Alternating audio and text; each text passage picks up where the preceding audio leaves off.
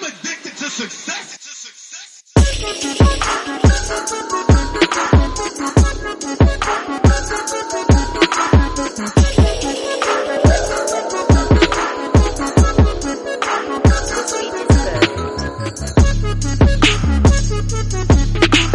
What's up? What's up? What's up? Welcome to your new favorite podcast, The Ain't Shit Show, the home of booze, views, and unpopular opinions. I want to thank you for joining us for episode 68. 68 on these hoes.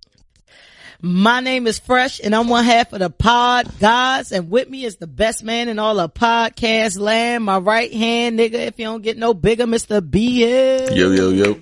What up, though? What up, though? What's good with you, my friend? We're back. Shit. Same old same, you know.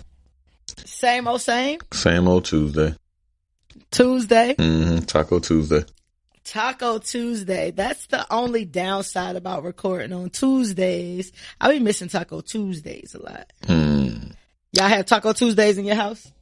I don't know if it's necessarily in my crib. I mean, I don't know. We eat tacos a lot, so I don't know. But I usually go to it's a spot called Torrero's in Raleigh that got dollar tacos. Shout out to Torrero's. So I go there on Tuesdays and get 4 tacos for $4 and leave a $2 tip. Good lunch. Nice. You got the whole thing down pat, huh? Yeah. I only really need to leave a tip, man, because them motherfuckers don't be doing shit.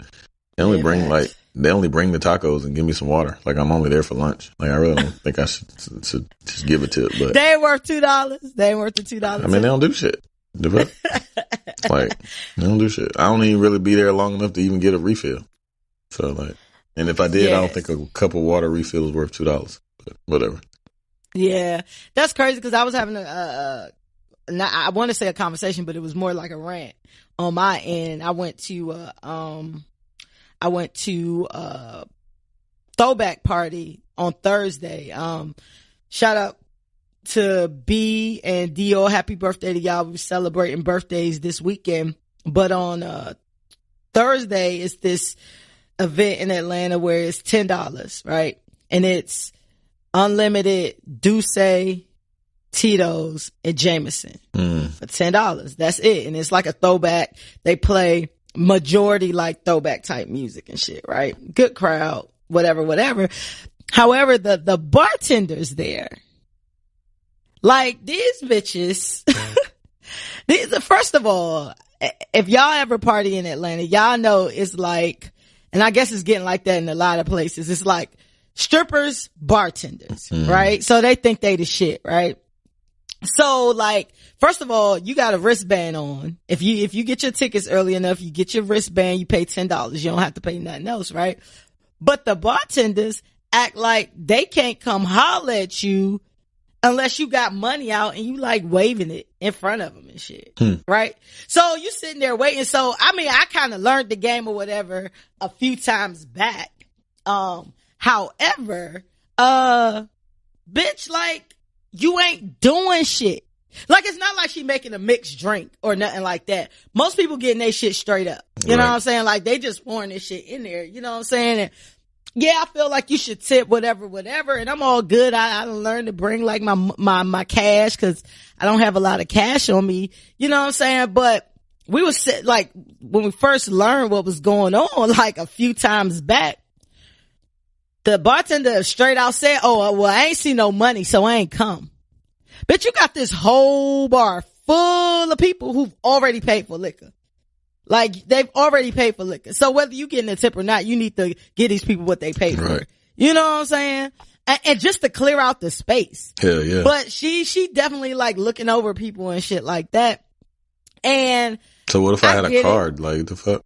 Like, that's what I'm saying. So like these bitches got a bucket there for the cash. They also got their Cash App name on a sign in front of them. Like, and then they'll take your card as well and swipe that shit. You know what I'm saying? So, first of all, I think it's kind of rude to just be throwing money up in a bitch face. Yeah. However, yeah, I mean, like, if this how you roll, fuck it, I'll throw money in front of your face. If $2 gonna make you come over here to me quicker, then bitch, here go your $2, right? So I was sitting there like waiting and shit. So, I had the money out. I know the game. I'm waving my money. So the bitch come over to me or whatever. She give me the drinks. So my thing is, I basically get like $1 a drink, right? Period. Like, I don't care if my drink costs me $15 or $5 or it's free. I'm really going with $1 a drink because you ain't did much. Right. You know what I'm saying? It's not like I'm getting some high class drink. Most of the time I'm getting alcohol and maybe a shot of like a splash of soda, some shit like that. Ain't no complicated shit. Ain't no Harvey Wallbanger, no motherfucking shit you gotta look up a recipe for. Right. Basic shit. You know what I'm saying? So I drop my money. So she give me the drinks or whatever, and then she turns to say something to somebody else. I drop my money in the bucket. Now the bucket is already full. My money's sitting right there, literally on top, sticking out of the joint, right? I pass my homeboy his drink, and I got my drink, and I hear her go, "Hey." So I turn around, and she go, "Oh, what happened to my tip?" So like everybody who was at the front row at the bar and shit was just went in on her. Like she put her money right there, like da da da da, like they went in. Like I ain't even have to like really say nothing because I guess everybody was appalled basically. Like how the fuck you gonna actually call somebody out about not leaving you a tip? Nah, like, definitely would not have gotten you a tip from me. Bruh, I was pissed, bruh. Like, I was pissed. You know, I was lit too. So I was just like, this bitch, like, I'm calling her everything but a child of God or whatever. So then when I go back to the bar, I guess she feeling bad. Every time I woke up there, she running up to me. I'm sorry. Hey, what you need? Da da da da da, blah, blah, blah. Bye. Like, all you doing is turning your wrists and pouring liquor that's already been paid for. You getting a flat rate already. Like, fuck off, man. That shit would piss me off. I was pissed, bro. Like, I was pissed. Like, how dare you, my nigga? Like, my whole thing about it is, like, a tip is just that. It's not a requirement. Right. I try to tip because I feel like it's the right thing to do. However, it's not mandated or else it'll be a part of the fee. Right. You need to get them to charge $20. Facts. You need to get them to charge $20 so that you automatically get a $10 tip from everybody that comes to the party or some shit. You know, that shit kind of pissed me off, bro. Like, so, you know, just talking about that shit crazy, like what people's expectations are. And so for all you servers and bartenders and anybody who work on tips, Uber Eats, Uber, Lyft, if you work on tips, your personality need to reflect that getting a good tip. Yeah, hell yeah. You know what I'm saying? Like, that's part of your job. That's part of how you make your money. So you need to be out here smiling, shucking, and jiving so that you can get this money, especially if it's that serious. You're going to call somebody out on not tipping you. Word. And I know that I tip. How was Vegas, man? Vegas was excellent, man. I had a great time. Got really high. And tell us about it. Got super stoned. It was fucking excellent. You went to the dispensary?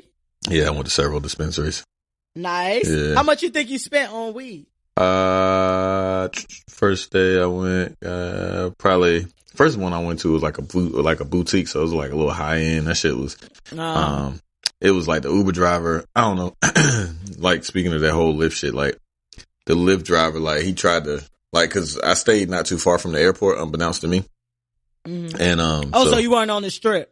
Yeah, I wasn't on the Strip. I stayed at the Hard Rock, which I didn't know the Hard Rock wasn't on the Strip. I figured it was. I've stayed at the Hard Rock before. Yeah, so and that was my first time there. Oh yeah. So I didn't know I wasn't gonna be on the Strip either. But go ahead. Yeah, the first time I stayed was in Imperial Palace. That shit was garbage as fuck. But I ain't give a fuck because I was having. I'm Team Venetian. Yeah. I'm always at the Venetian.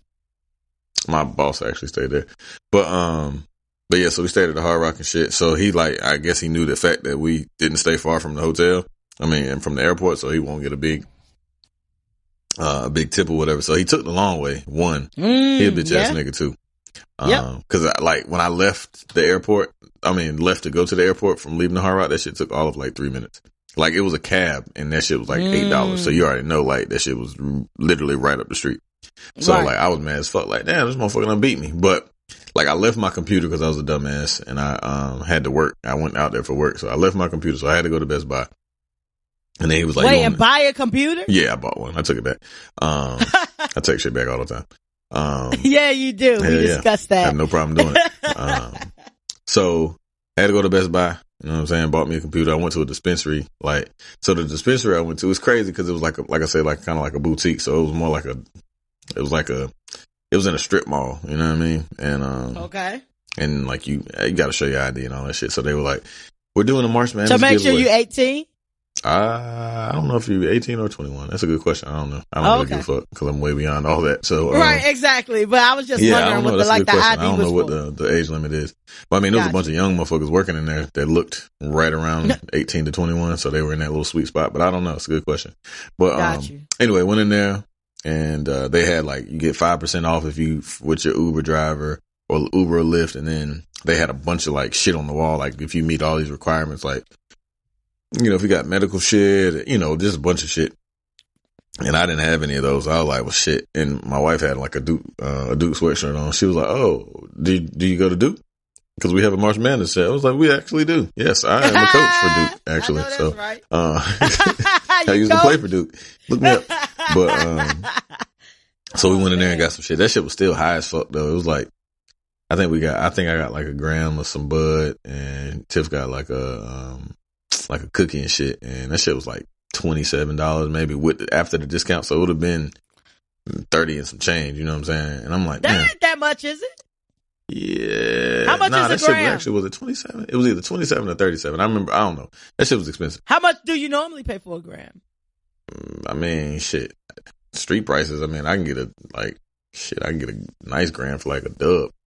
More like 1.5 really, but I mean, I really wasn't tripping off that, but it was just like, got you. So I was like, I'm just trying to figure out prices, so I know, you know, I know a little bit, but I don't know a lot, so I can get got. I mean, I don't know how much is a lot. There. Like that shit got that shit is crazy. So I went to that one.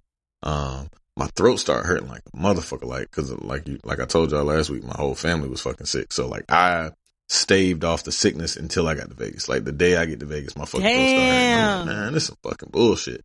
That is some shit. I didn't smoke that day, one, because like I didn't have a lighter, so I forgot to get a lighter while I was in that motherfucker. So by the time, because we got there like 4:30, so after I did all my running around and shit, because my wife was still feeling a little under the weather, so I got her ginger ale, went to the store, went to Best Buy, went back to the room, got checked in and shit.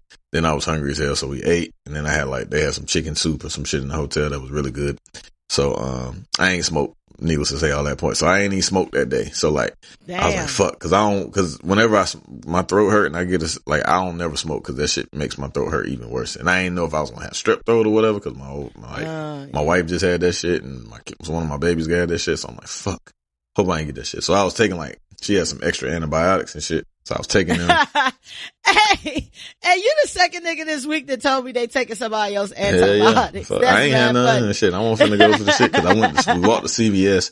It's so wild. Like Vegas is sin fucking city. Like whatever vice you have, that shit is there for you. Like we go to CVS for sure in an effort to get fucking cold medicine and some knickknacks and shit for the room.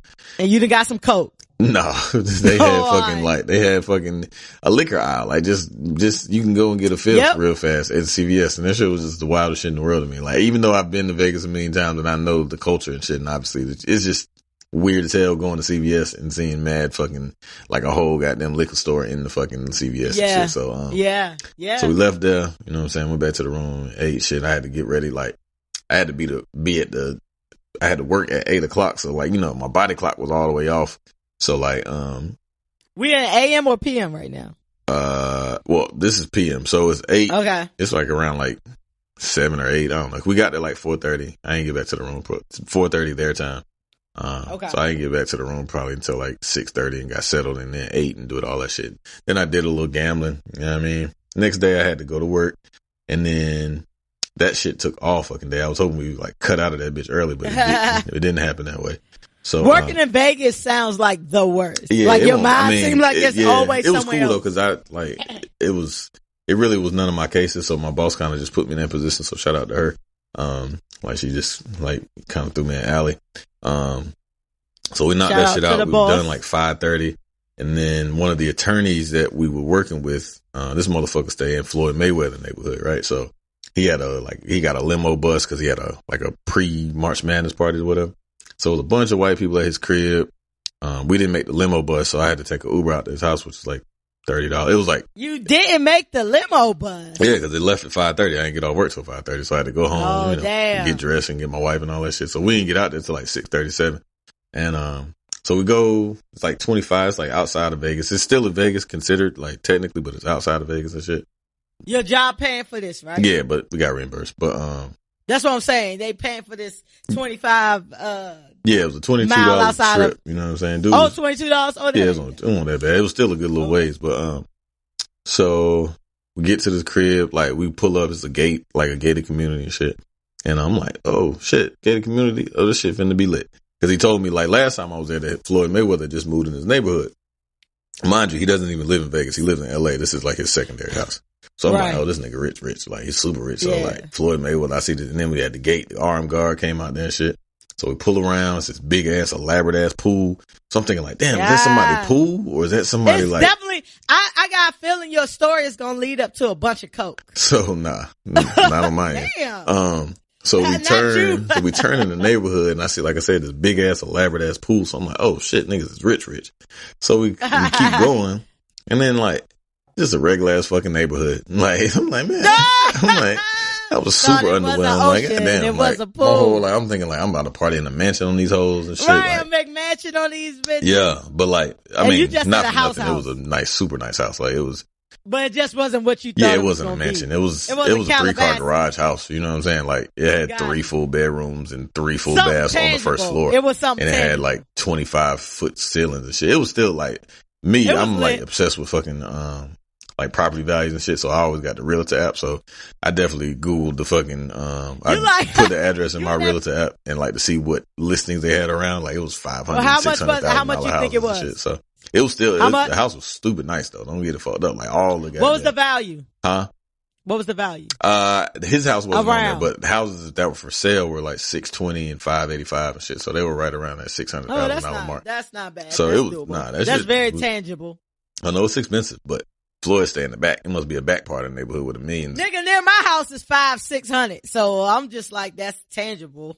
Your house is what? What house? Not my house. I said houses in my area that I'm looking at is like 5 and 6. Oh yeah, this shit was nice though. So, it was probably about 4,500 square feet. Shit had like 20-foot vaulted ceiling and shit. The shit was nice. Like, and the furniture was fly as hell. Like, he didn't even live there. You know what I'm saying? Like, it was literally no food in that motherfucker. All it was in the pantry was liquor and beer and shit. Like, it was no food in the whole shit. Like, it was just nothing but liquor. He like had it catered with tacos and shit. White people, y'all gotta stop fucking. Like y'all gotta stop like just putting your hand in shit, man.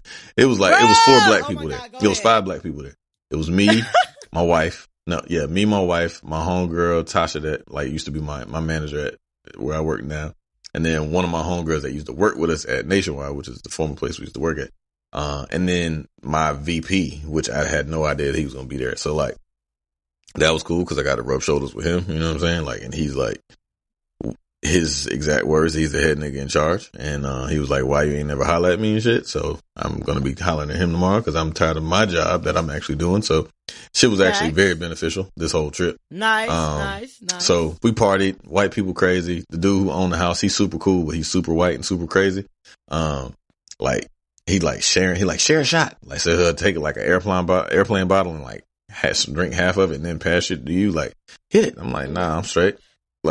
Like he was grabbing motherfuckers drinking them and shit. Like you have a drink in your hand and he'd come up and like grab that motherfucker and take a drink. I'm like, yeah. So that's like every black person he did that to. It was only 4 of us, like 5 of us, and everyone like you could tell like they would just hold a drink for a second and some magically it would disappear. Yeah. Like, nigga, get the fuck out of here, bro. That's so us. That is so us. Yeah, niggas is that weird. Is so us. So yeah, we kicked it for a while there. It's so weird. So then the limo bus came back to bring us back to the MGM where they picked us up from and shit. And like, I hate, like it's very rare that I'm around a lot of white people at one time, especially listening to music. And like the party bus, we were on the party bus and it was again 5 black people and it was some cool white dudes, like one white dude from Jersey, like you could tell he grew up with black people and shit, or you know what I'm saying? And then, but like they was playing like rap and shit and they had like, it was the raw rap version. Rap. I hate listening. I realized that I hate listening to rap with white people. Like, like when they say nigga and shit, like I just, like I was cringing. Like the fuck, yeah. Like, I don't like. 'Cause I know that y'all saying it in y'all head and shit, and y'all like bouncing and vibing and shit. It was just, It was just super awkward. Like, me and Tiff was like, I was like, she got up, she was like, I just realized that I hate listening to fucking rap with fucking white people. That shit is the weirdest shit ever. Because I never do that shit because I don't really go to white people clubs and shit like that. You know what I'm saying? I try to avoid it at all times. Oh man, that shit was awkward. Shit, man. So we got off the limo bus. We ended up going to back to the MGM. My boss, who's super cool, she like the VP, the black dude, he cool, but like we didn't know how cool. So like we was all trying to get high. You know what I'm saying? Like, so your boss was getting high with you? One of my homegirls, she didn't work for the company, but she trying to get a job with the company and shit. So she was talking to him and shit, and she was like, we about to go to the and my boss, who's white, like my director, she white, she like hit her in the elbow, like, boom, chill. Like, don't tell him what the fuck we finna do. I don't know how cool he is, you know what I'm saying? So like he was like, so what y'all about to do? Shit, I just started talking about old lady shit, like, cause I ain't want to ditch him, you know what I'm saying? And then my boss was like, I don't know, we probably just, cause she was staying at the Venetian at the time. She was like, we probably just go back to the Venetian and get, hang out and chill out till tomorrow. He was like, oh, okay. So we done dipped on his ass. We went to another. Yeah, for sure. We went to another fucking dispensary that night, and it was called Planet 13. It is the biggest dispensary in the world, unbeknownst to me. Because, Planet 13? Yeah, nigga, that shit is, like, when I walked in, I was like, God damn, this shit big. And the girl at the front was like, oh yeah, this is actually the biggest dispensary in the world. And I was like, for real? She was like, no bullshit. And so we walk in that motherfucker, and this shit is the size of, like, a Walmart? In between Target and Best Buy. Like, if you can, like, if you add the square. Is that much weed in the world? Bruh, the fucking place the shit was bigger. It was bigger than, it wasn't big as it was like big as a Target almost. Like, it was like, if you take away, like, it's just a regular Target. You know what I'm saying? Like, not the food Target, you know what I mean? Where they got like the grocery store part of it. It's just like the regular Target. You know what I'm saying? Like back in the day type shit. Big as fuck, dog. Like, when I walk in this, like, I took a video and put it on my Instagram and shit. Like, this shit was amazing. You know what I mean? Like, and buying, it's a couple things. Buying weed legally is one of the wildest feelings. It's like slavery. It's like being, like, what I can equate to being a free slavery, slave. though. Like, the day, like, that you could just go and, like, get some shit and not be, like, feel like you being persecuted for it. You know what I'm saying? Like, you can just go and, like, get bud. And not have to worry about it, like, having on your person and shit. Like, it's like slavery. It's like, you free. You free. Like, it's just like a sense of freedom. The like, it's like some shit that has been so taboo and ridiculed for your entire life. And, like, having to do the shit in secrecy, even though everybody in the world smokes weed, but, like, you still have to, you know what I mean? Prepare yourself and, like, you know what I mean? Monitor yourself and shit like that. So, that shit was crazy. And then I got pissed off because I know people that have been selling bud all their lives. Like, all their adult lives and teenage lives, and still selling bud to this day. And these motherfuckers, when I tell you, they, like, it was easily 200 to 250 people in there, including myself and the people I came with. Like, they have bud tenders. Niggas in there with, like, carts and shit. Like, Walmart. They have bud tenders. They have, like, they had fucking little hand carts. We gotta invest in weed, bro. We gotta get our. Nigga, they had bud tenders. So if you had no idea what you wanted to do, like, you could stand in line and like a bud tender would come to you and take you around and show you some shit. I'm like, what the fuck? And then for the people who knew what they wanted, they could go in there and just, you know what I mean, pick their shit up and keep it moving. Like, nigga, they had 150 strands of fucking weed. No bullshit. 150 strands of fucking weed. This shit blew my fucking mind. Like, I was astonished because, and like I said, I had been before. You know what I'm saying? Like, I had went to before was across the street from this one. So this one was relatively new. The one I had went to before was big as hell. You know what I'm saying? Like, that shit was CVS size. You know what I'm saying? Full of bud.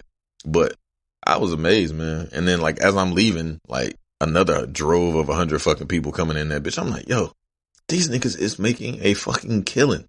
So how much was the price? How was the price?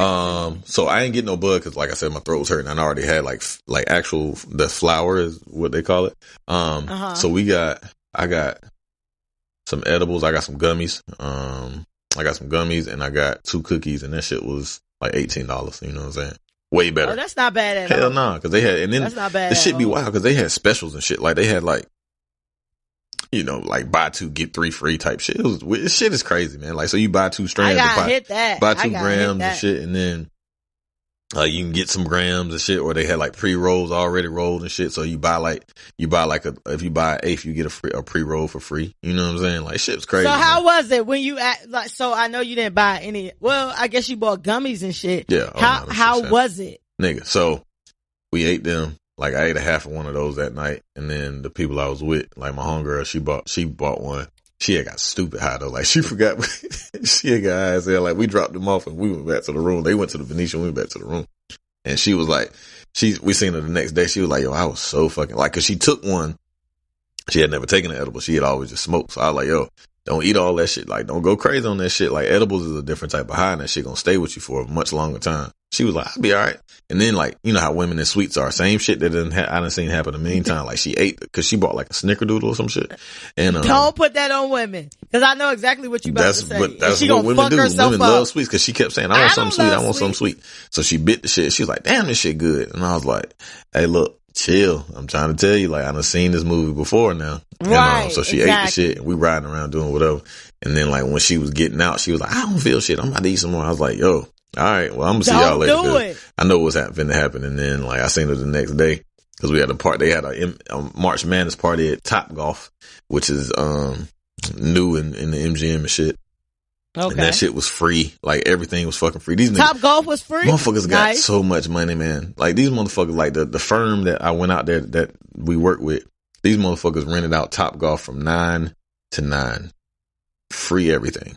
Like free, whatever you decided to drink, whatever you decided to eat was free. The entire like niggas was free's my favorite. Nigga, I was like, yo, let me get a bottle of 1942. They bought the whole goddamn bottle to my table. Word. Nobody drank. Like I drink a little. Like my wife don't drink. Like I drink. Motherfuckers drink. Your wife don't drink? Nah, she don't drink. So like, but she was high. She had popped a couple edibles and shit. She was in the zone. She was feeling super duper groovy. So like, I was like, I'm gonna just chill on the edibles because I know what them shits do. I'm gonna just get drunk first, and then like towards the latter part of the day, I'm gonna have an edible. And like, we got there probably like 11. We left there about 4. And when I took the edible and shit, and boy, like it was a picture on my Instagram that I put on my story. Like it was a picture. I look crazy as hell. And that's right when that bitch dropped. Like that shit, I was super fucking high. Like I was so goddamn buzzed. Like edibles is the shit. Like as long as and when they hit right and they hit how they supposed to, them bitches are perfect. So that was my Vegas trip in a nutshell. I'll probably make some for 420 coming up. You going to Vegas for 420? No, I'll probably make edibles. Oh, yeah. I was just talking to my brother. I was telling him I could teach him how to make it or whatever. Cause he know about edibles, but I think he's just getting in his bag where he's like starting to participate. Oh, yeah. You know what I mean? Like in edibles and shit like that. So I was like, yo, I can show you how to make them shit so you can make bread. Cause I'm not going to incriminate myself, but you can make bread. Oh, yeah. If you want to. Yeah. That shit on YouTube, man. Yeah. Everything on fucking YouTube. But that sound like what's up. Yeah, man. we had a good Vegas, time. I love Vegas. Vegas is, you gotta take Vegas in doses though. I was ready to go once cause we left Saturday. I got there Wednesday, left Saturday, and I was perfect. Like, perfect. It was you gotta take that shit in moderation cause that shit, it's just too much shit going on. Too much walking, too much like them. Every vice you got, smoking, drinking, all that shit was just a lot. So it was good though. We had a good time. It was a real good time. Actually. It'll weigh on you. That's what's up though. That's what's up. I'm glad you had a good time in Vegas. Hell yeah. I'll probably see Vegas maybe next year. I went to Vegas. Last time I went to Vegas was my birthday, not last year, so the year before last. So the crazy thing about that is the year. Huh? We weren't legal then. It was legal in 17. Right. Wait. No, it was legal in. It was legal in 17. 18. It was legal in. Towards the end of 17. It was January 18 is when it became legal. Huh. I remember. I looked it up online because I was trying to smuggle some shit back. I was looking at the damn airports because like in LA you can take from LA if you go from California to Washington you can take weed with you and shit. Yeah, so that's the interesting thing about these new, I don't know if it's called TSA regulations. Well, still not TSA. Whatever. You can't take it through the thing. You can check it though. You can check it though. Yeah. Okay. Because there are certain airports you can fly with marijuana. Well, actually, matter of fact, like TSA is still federal, so they can, I forgot what that shit is. You can take it, you can have it on your person, I think, and like to take it through, but you still are subject to possible, you know what I mean? you won't get arrested, but they'll make you throw it. They can make you throw it away if they want. But if you check it in your bag, you could. Like, if they do whatever, then you fine. So, it's pretty cool. Well, that's what's up. You had a good time. You had a good time in dope, Vegas. Man. Had a real good time. That's what was up. I had a pretty good time this weekend. And I told you I went to that one party. We were celebrating birthdays this weekend. I went to Groove ATL, which is a monthly R&B party. And it's, I always say this about Atlanta, but I love the blackness of Atlanta. Yeah, I do. I love it. It's a great place to be, man. It's a great place to be. It's a great energy. You know what I'm saying? And when you just see hundreds of black people crammed into a space, just having a good ass fucking time, like ain't nobody beefing, ain't nobody fighting, everybody in they bag, like they high, they drunk, they just having a good time, like dancing and having a good time to like this music that we love. You know what I'm saying? It's everything. You know what I'm saying? All the R&B music. We going back. Michael Jackson, Frankie Beverly and Mays, to Monica, to Trey Songz, to, newer shit. You know what I'm saying? But it's like all R&B, and you just seeing people, like, there's nothing to me that's like more dope than less like black people having a good time. Oh, yeah, you know what I'm saying? Cause it's always like some beef, or it's always like some drama that pop off in Atlanta. I rarely see that. And I say that, but I also say, rest in peace to Cliff Dixon.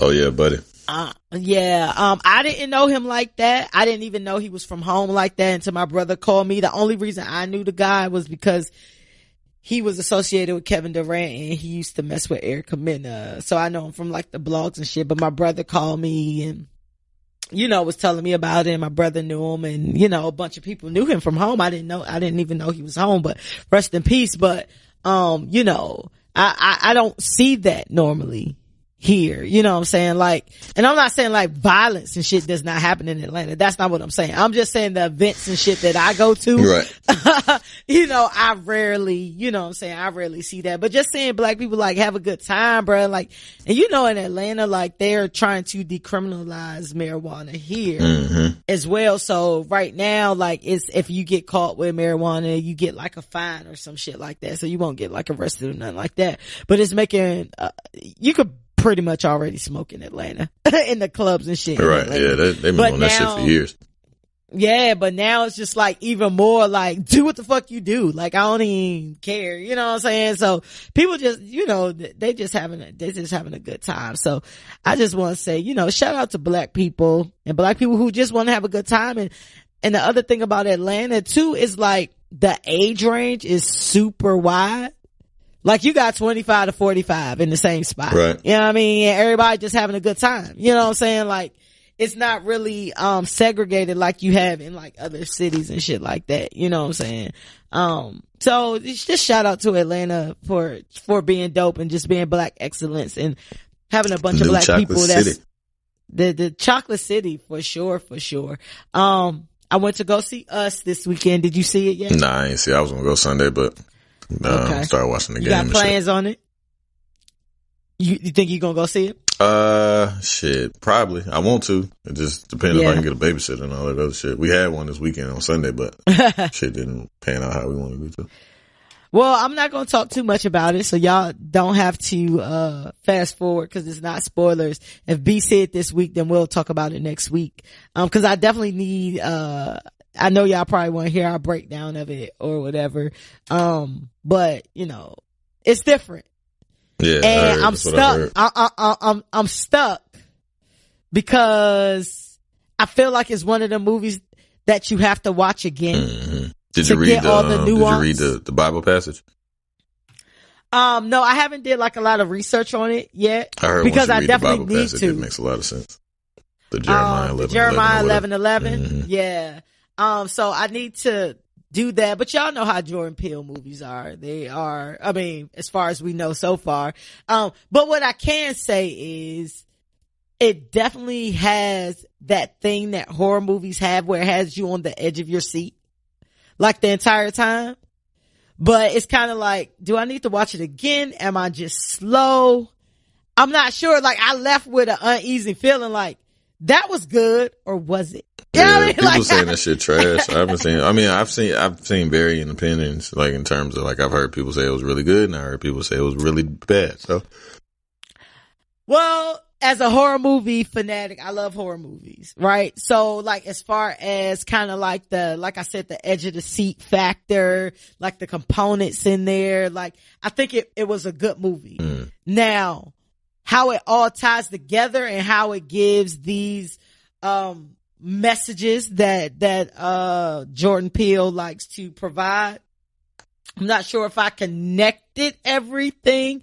So again, I think it's one of those movies that I need to watch again in order to make sure I understand the underlying theme of it. You know what I'm saying? Cause it's about these tethered people, like your clones, and they live an opposite life of you. So if your life is super, super good, their life is super, super bad. And they're, you know what I'm saying, they're your doppelganger or whatever. However, I'll let B go see that, and we'll talk about that if B goes to see, we'll talk about it on next show if B goes to see it before we record again.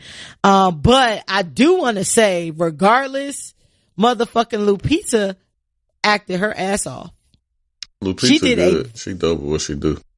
She did a very good job. And because they're playing doppelgangers, basically they're playing two characters. You know what I'm saying? Winston Duke kind of surprised me. He's definitely not M'Baku. He's definitely not that. He gave me more of like a fucking 7-foot Carlton Banks. Yeah, I heard he was soft. He said I heard him talk about it on the Breakfast Club and shit.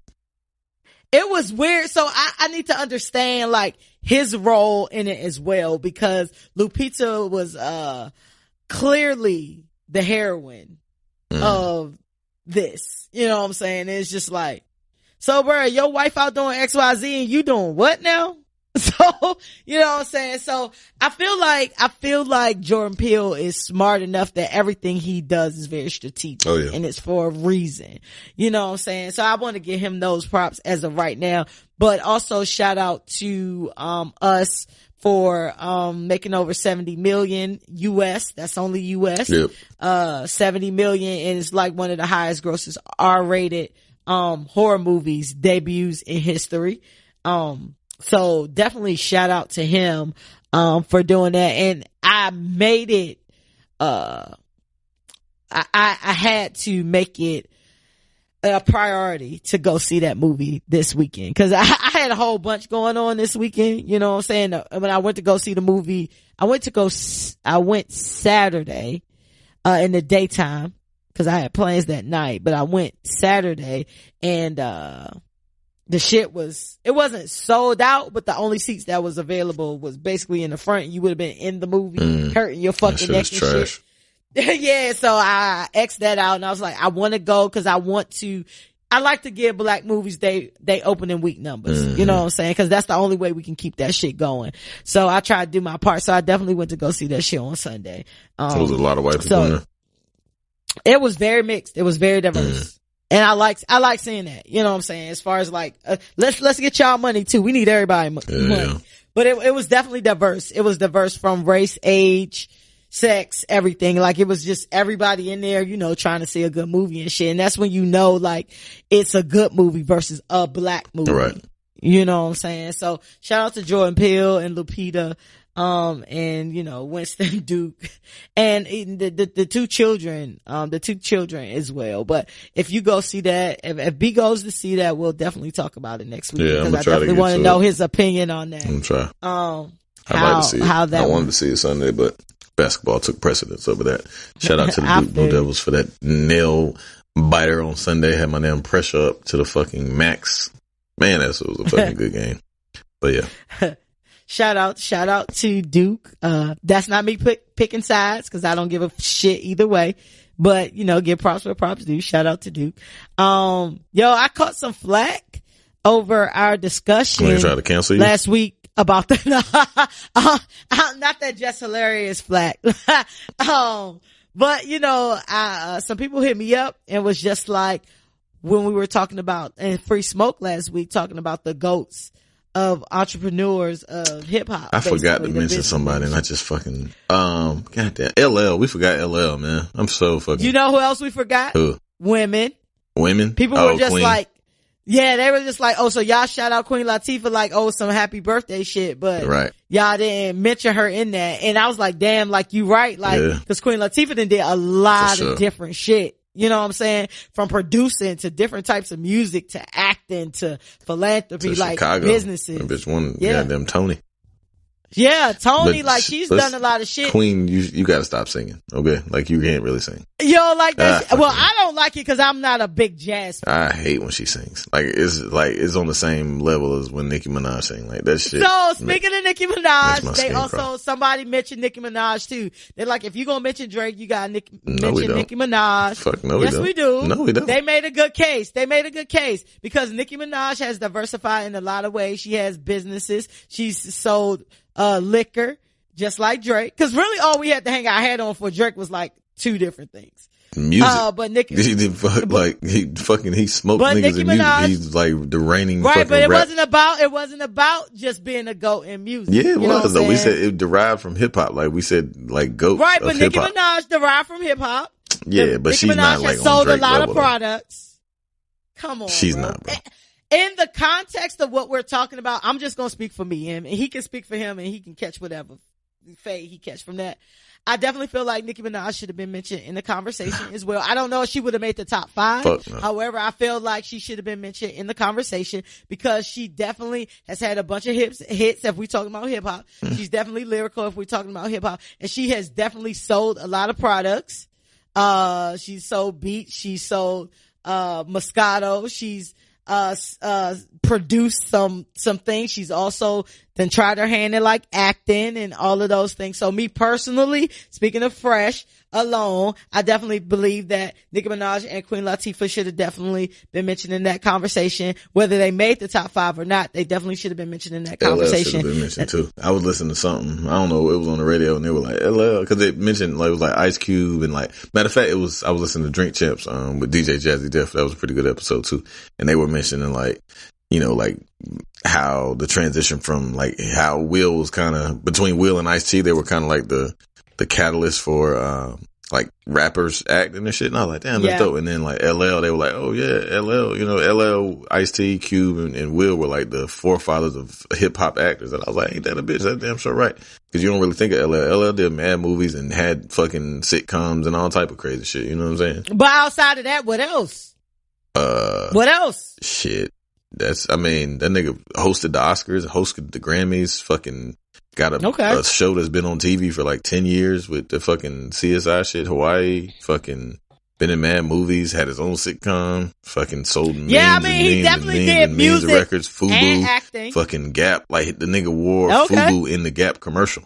That was the most gangster shit ever. That was gangster as fuck right there. That is the most gangster shit ever. Like, that I'm was gonna wear this. Shit. I'm gonna wear FUBU and in the he Gap. rapped about FUBU in the Gap commercial. Yeah, that was the most gangster shit that has ever possibly happened. Gangster. And he battled niggas and won and shit. That nigga, I love that nigga, yo. Like, nigga, who he made fucking Who Do You Love? I just don't feel like LL is as a part of the culture currently as some of the other people we mentioned.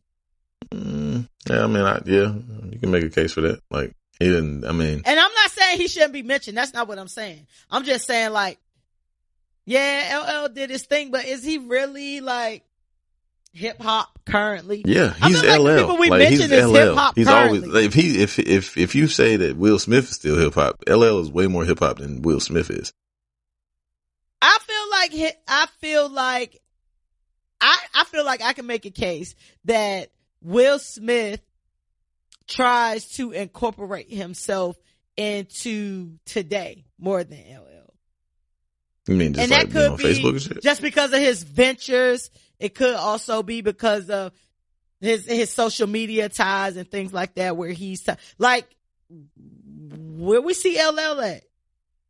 Besides CSI, Staten Island, where L from? He from Long Island. Queens. I thought he was from Queens. Okay. Yeah, but No, I mean, I feel like LL should have definitely been mentioned in the conversation. But I also think Queen Latifah and Nicki Minaj should have been mentioned in the conversation as well. So thank y'all for keeping us honest. Fuck with y'all, the LL, the us. Nicki, and the Queen Latifah. I don't mind being checked because I don't know everything. You know, B Hill stay making up stats and shit. Y'all need to hit B Hill about the stats. Don't hit me. He be Nigga, making up. listen. Y'all hit me about B Hill fake stats. He be making just listen. Don't hit me on there. And then listen and enjoy. And talk amongst yourselves. Moving into Brown and Proud, I want to give a shout out to my guy, the number one GOAT from last week, Jay. Jay's Blueprint album was inducted into the Library of Congress.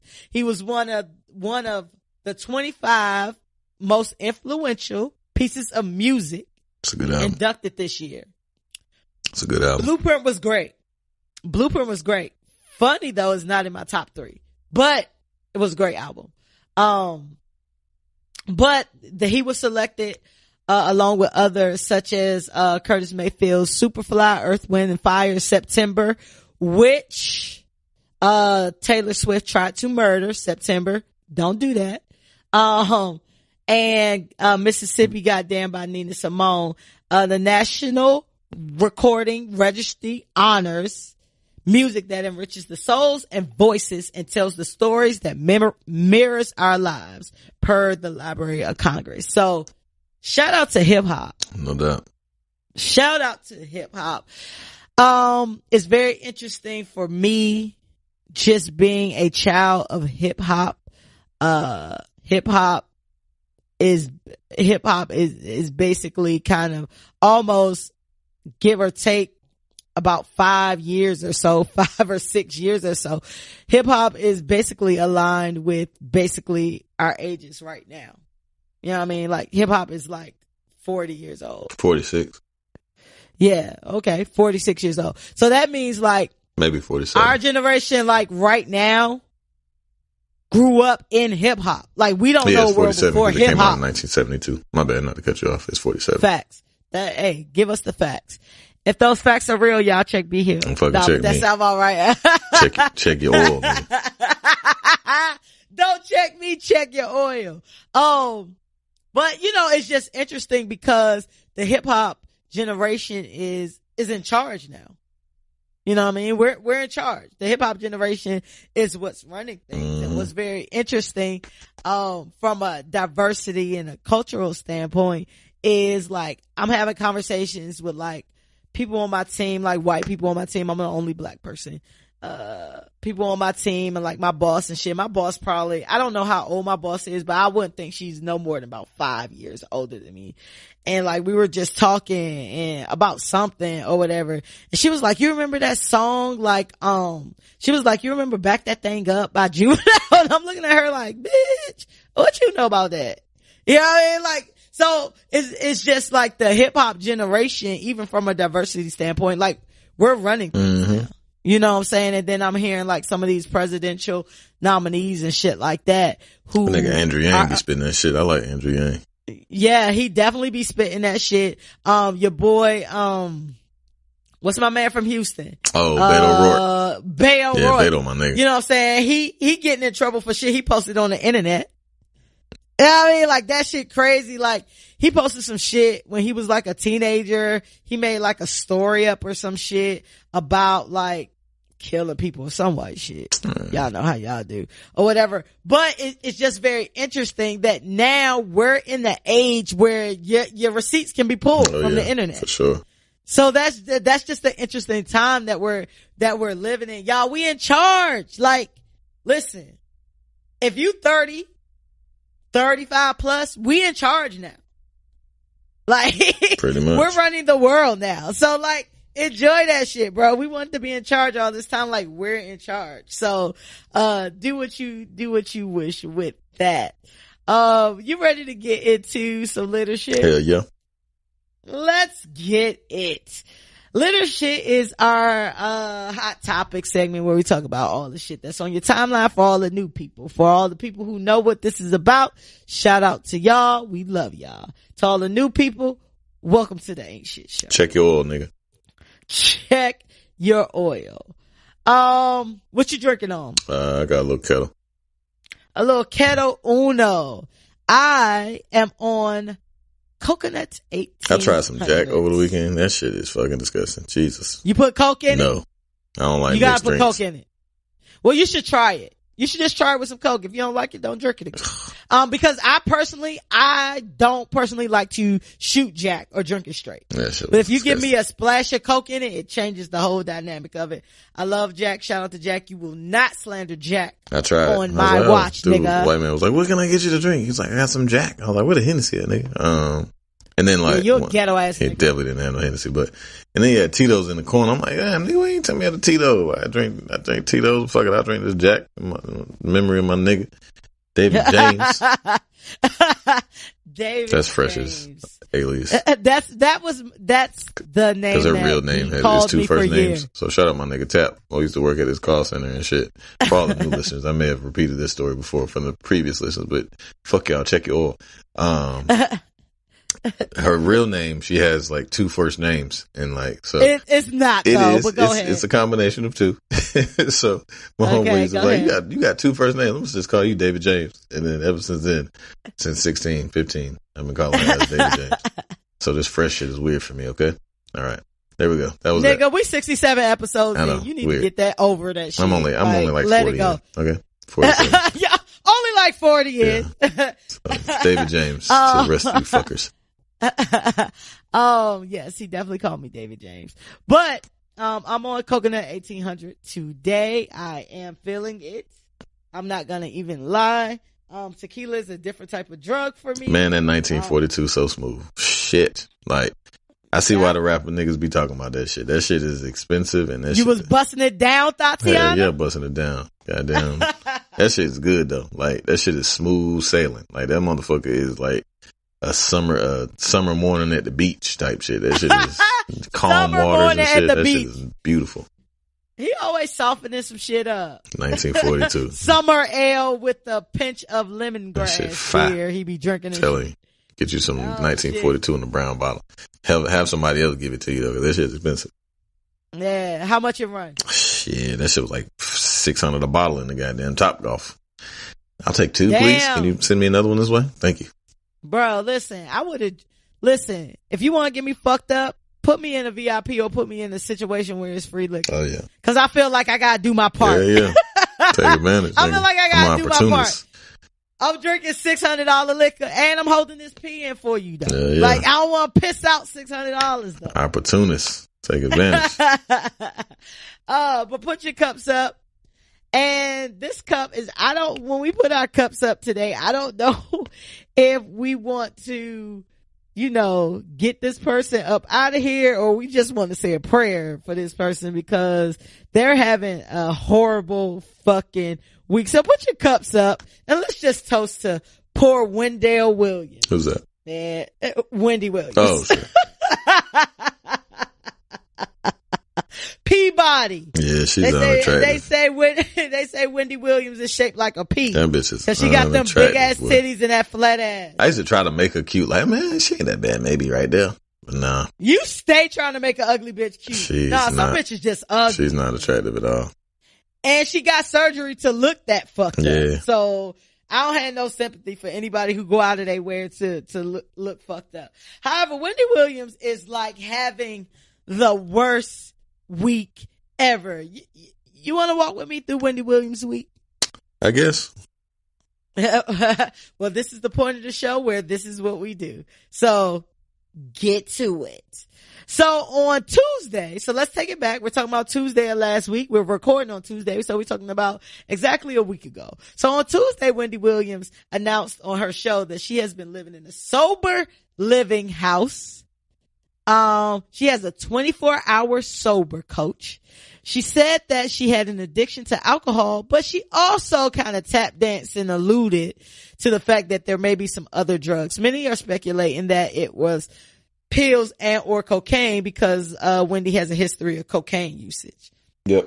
She also announced her 1-800 number or 888 number, which is 888-5-HUNTER. to help people with addiction. Please know that Hunter is her husband's last name, right? So let's talk about this in days, because Wendy Williams has had a week. 24-hour sober coach. So we've already talked about the fact that I feel like we've talked on episodes in the past that, you know, Wendy was off her show for like 3 months and shit, right? So, she was basically putting it on like Graves' disease and shit like that. Everybody was calling bullshit. You know what I'm saying? For y'all who don't know, which you should know if you listen to this podcast, her husband, Kevin Hunter, has been known as just being a dipshit of a human being. He allegedly beats her. He's, been cheating on her since forever. But, you know, it's very interesting to me that this line is called 8885 Hunter. If this is on the Wendy Williams show, I get it. I don't know if her official last name is Hunter since she's married and she just still goes by Wendy Williams because of her entertainment name. However, it's just very interesting to me and very controlling when you look at how niggas control bitches. It's very controlling that everything revolves around him. What do you think about Wendy's announcement, B? Shit, I thought when I heard it, I was like, man, like, I mean, everybody knows she on drugs. Like, I remember back in the day, Facts. Like, I think when Method Man's wife was going through cancer or some shit and she announced that shit, like, he's like, bitch, you used to suck dick and, underneath the light pole and sniff powder and shit. So, I mean, wow. Yeah, that shit was like underneath, yeah. He was like in the car, he used to suck dick and sniff powder off niggas' dick and shit underneath the light pole and shit. That's a mean joint. Yeah, that shit was wicked. I remember that shit. I'll never forget that shit. Cause I wasn't familiar. Cause that's when she was like more mainly in the New York area and shit. And, yeah. I think she was just on the radio. Yeah, that was maybe before even Charlamagne, but, I don't know. But anyway, yeah, I mean, shit, that bitch, she been a damn blood. I've been said that. Like, you know, fucker definitely tutor. So, I mean, she left out the cocaine part, I'm sure, but, yeah. I mean, I don't. She feel like her white audience can probably handle alcohol before pills and cocaine. Shit, they can handle that shit too. They doing that shit too. Yeah. But you know, it's very interesting because I feel like with white people, if you say like, oh, you know, I went and I was stressed out. So I went home and had a glass of Jack, or, you know, I had a Jack and Coke. They're like, oh, look at you crazy. But they can say, oh, I was stressed out. I went home and had a whole bottle of wine. And they're supposed to be cool, you know what I'm saying? Yeah. So I feel like even though they do shit, you gotta get them shit in doses, you know what I'm saying? Cause you know, that's how privilege works. Anyway, I kind of feel like, Wendy tried to get ahead of this BuzzFeed article that came out.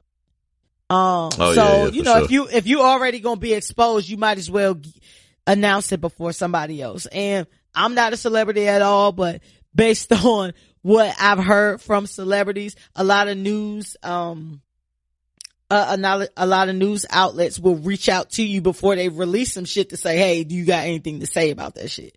So she was probably just trying to, cut them off at the pass and get to it. But that BuzzFeed article did come out that was basically going to out her about having a 24-hour sober coach and her living in this sober living house. But everything prior to that was her saying, oh, everything is cool. It's my Graves' disease. Kevin and Kevin, cause her son's name is Kevin. Her husband's name is Kevin. That's all you hear is Wendy, Kevin, and Kevin. You know what I'm saying? And we're so happy and we're doing this. And even when Nick Cannon was hosting the show or whatever, he said that he talked to Wendy and Kevin was fine. Like it's on some real hostage seem like situation, you know what I'm saying, that's going on with Wendy or whatever. I don't know. It might be Wendy time, like, to just take care of herself. And shit, if it was me, I'm letting her go. Like, I'm like, we're gonna have to move in the other direction, yo. I ain't got time for like your damn, you know what I'm saying? Like, I support you. We'll help you out with whatever you got going on. But like, I don't know. That shit ain't the business. That shit crazy. So that was Tuesday. So then on Wednesday, a Wendy Williams audience member says that they were a victim of racism and ageism. So back in February, a 60-year-old white woman by the name of Diane Stevens said that her and two of her friends arrived early for the taping of the Wendy Williams show. How you doing? You know, they love Wendy Williams. And the lady says that the audience coordinator looked at her and her friends, took their tickets and gave it to 3 black women, which is crazy. How you gonna take some shit from me and give it to somebody is super wild. Yeah. But that's Wednesday. So we on Wednesday. Do we care? Do we care about this lady, Clay? I was hoping we move on to the next part. That's why I asked the question like that. Like, do we care? So I think that is super fucked up. I think that is fucked up if that happened. However, being a black woman on the other side of this mic, I really don't care. The one time white privilege didn't work for you. Wham, wham, wham.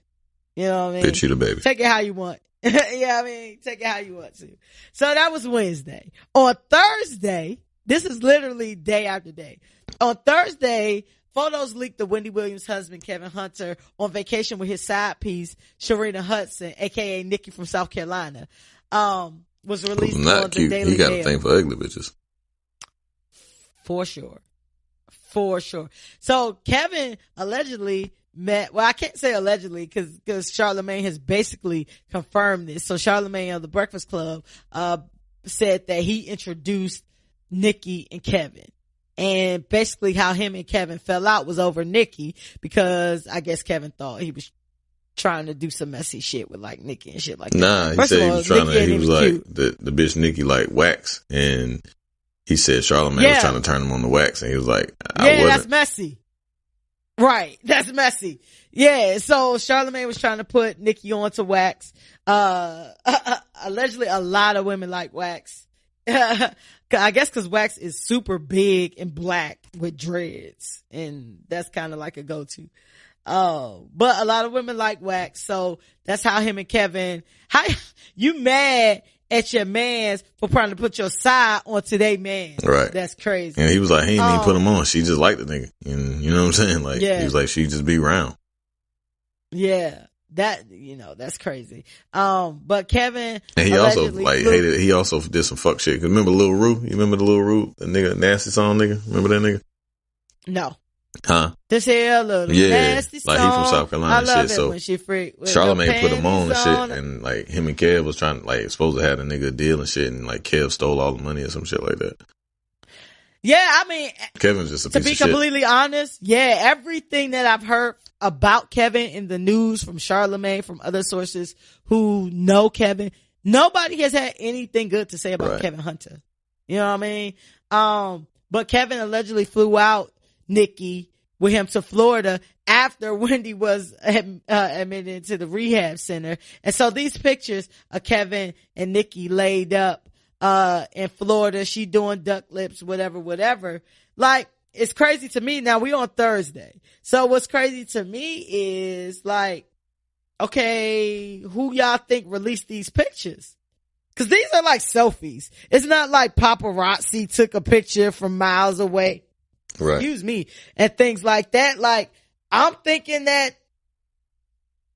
Nikki Hunter, I guess it is Hunter by now, but, I'm thinking that the side piece released that. Who you think released those photos? Pretty sure it was her.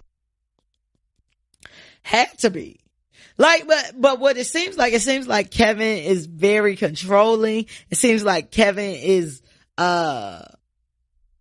allegedly a woman beater, like, in all this shit. Like, do you think if he was that type of person, she would feel comfortable releasing this shit? Because they allegedly been fucking with each other for like 10 years or so. Him and Wendy have been married for 20 years and have a son. Shit, I don't know. Ain't no telling. She might have sent it to one of her homegirls and told her to send it out. Never know. True.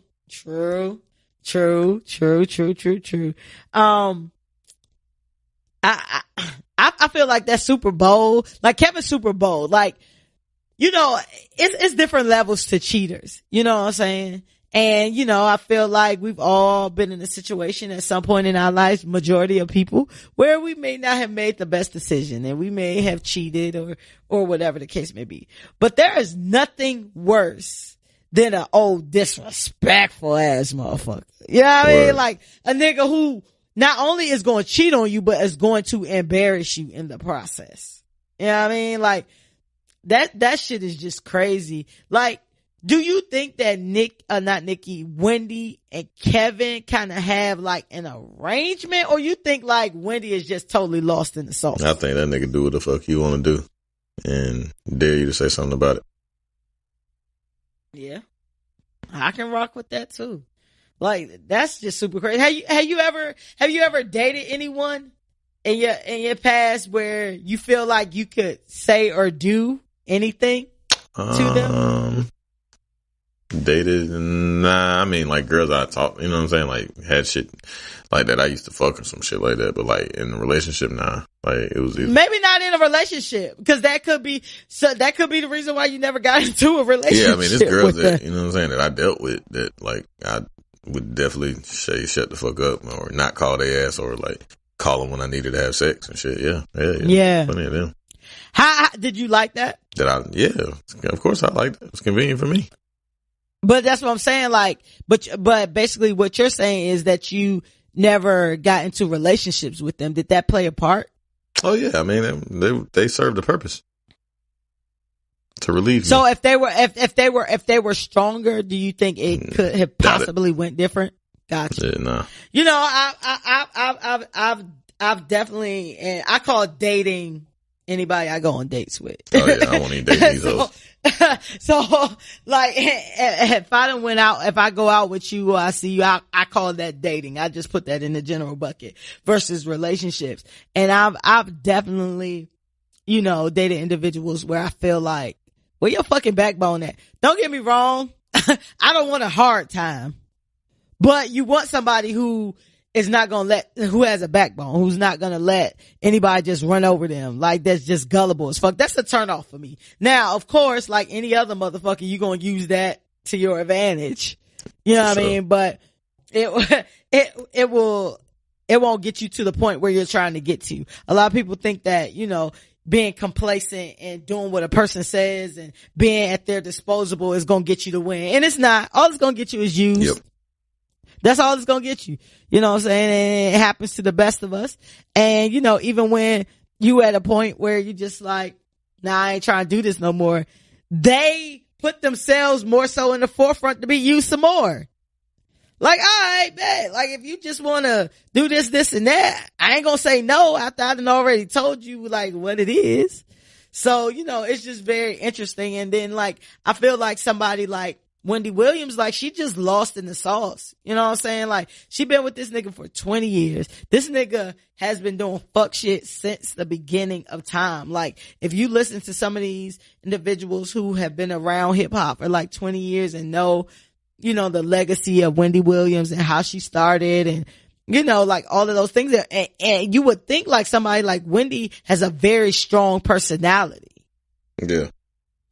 But, I mean, everybody got their King Koopa, I guess. Person, you know what I mean? Like, the person that, you know what I'm saying, they just bow down to, that they, you know, is like something that they gotta defeat. And I feel like this is something on Wendy's shoulders, like something like she has to defeat. You know what I'm saying? Cause it's not looking good for her. So, that was on Thursday. Now, let's bring us to Monday. Sheesh. Now, is the week not over yet? I told you, Wendy Williams has had a week.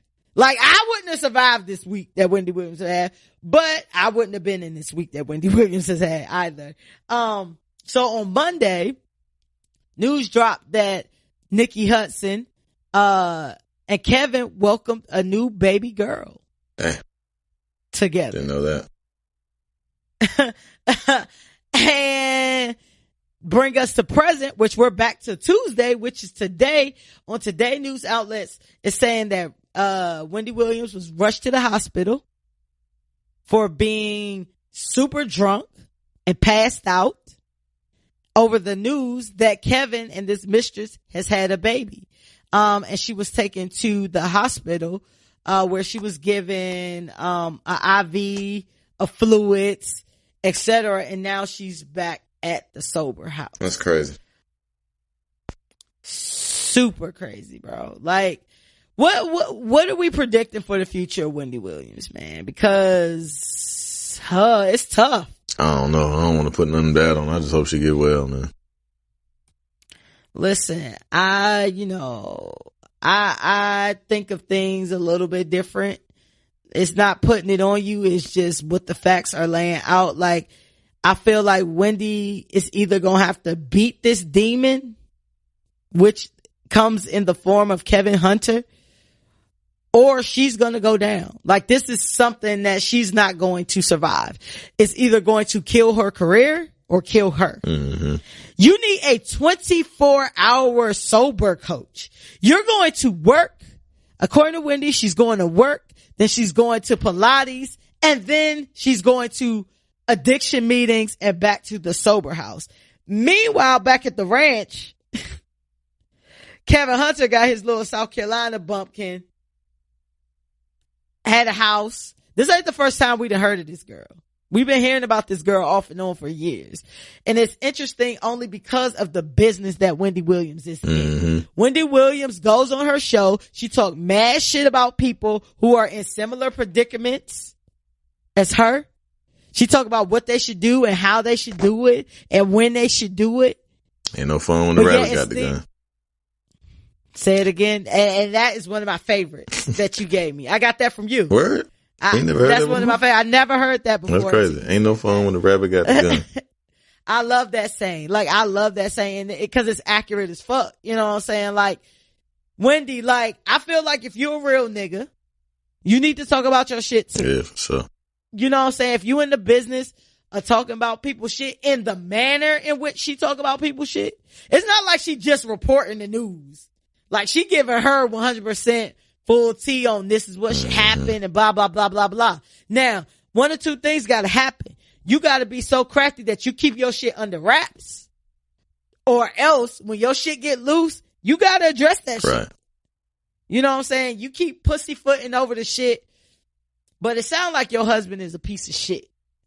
And even though you not like one of my favorite bitches on the list, I feel like nobody should want or engage or deserve to have this type of life. Like, think about having money and fame and your life still shitty, which is a lot of people, but your life still shitty. Like, even though Wendy Williams is a complete fucking physical mess and a complete fucking mental mess, like, it's better out here for you. Kevin ain't even like that nigga. He living off of you. Mm-hmm.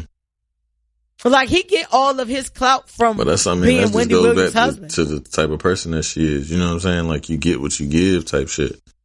You know what I mean? Like, right. She been out here fucking scrutinizing and making a mockery of people's relationships and shit. And then that shit then came back on your ass 20-fold. You know what I'm saying? You old as hell and a nigga having a baby on your ass. You know what I mean? Like, perfect. You right. Cause Wendy Williams is 55 years old.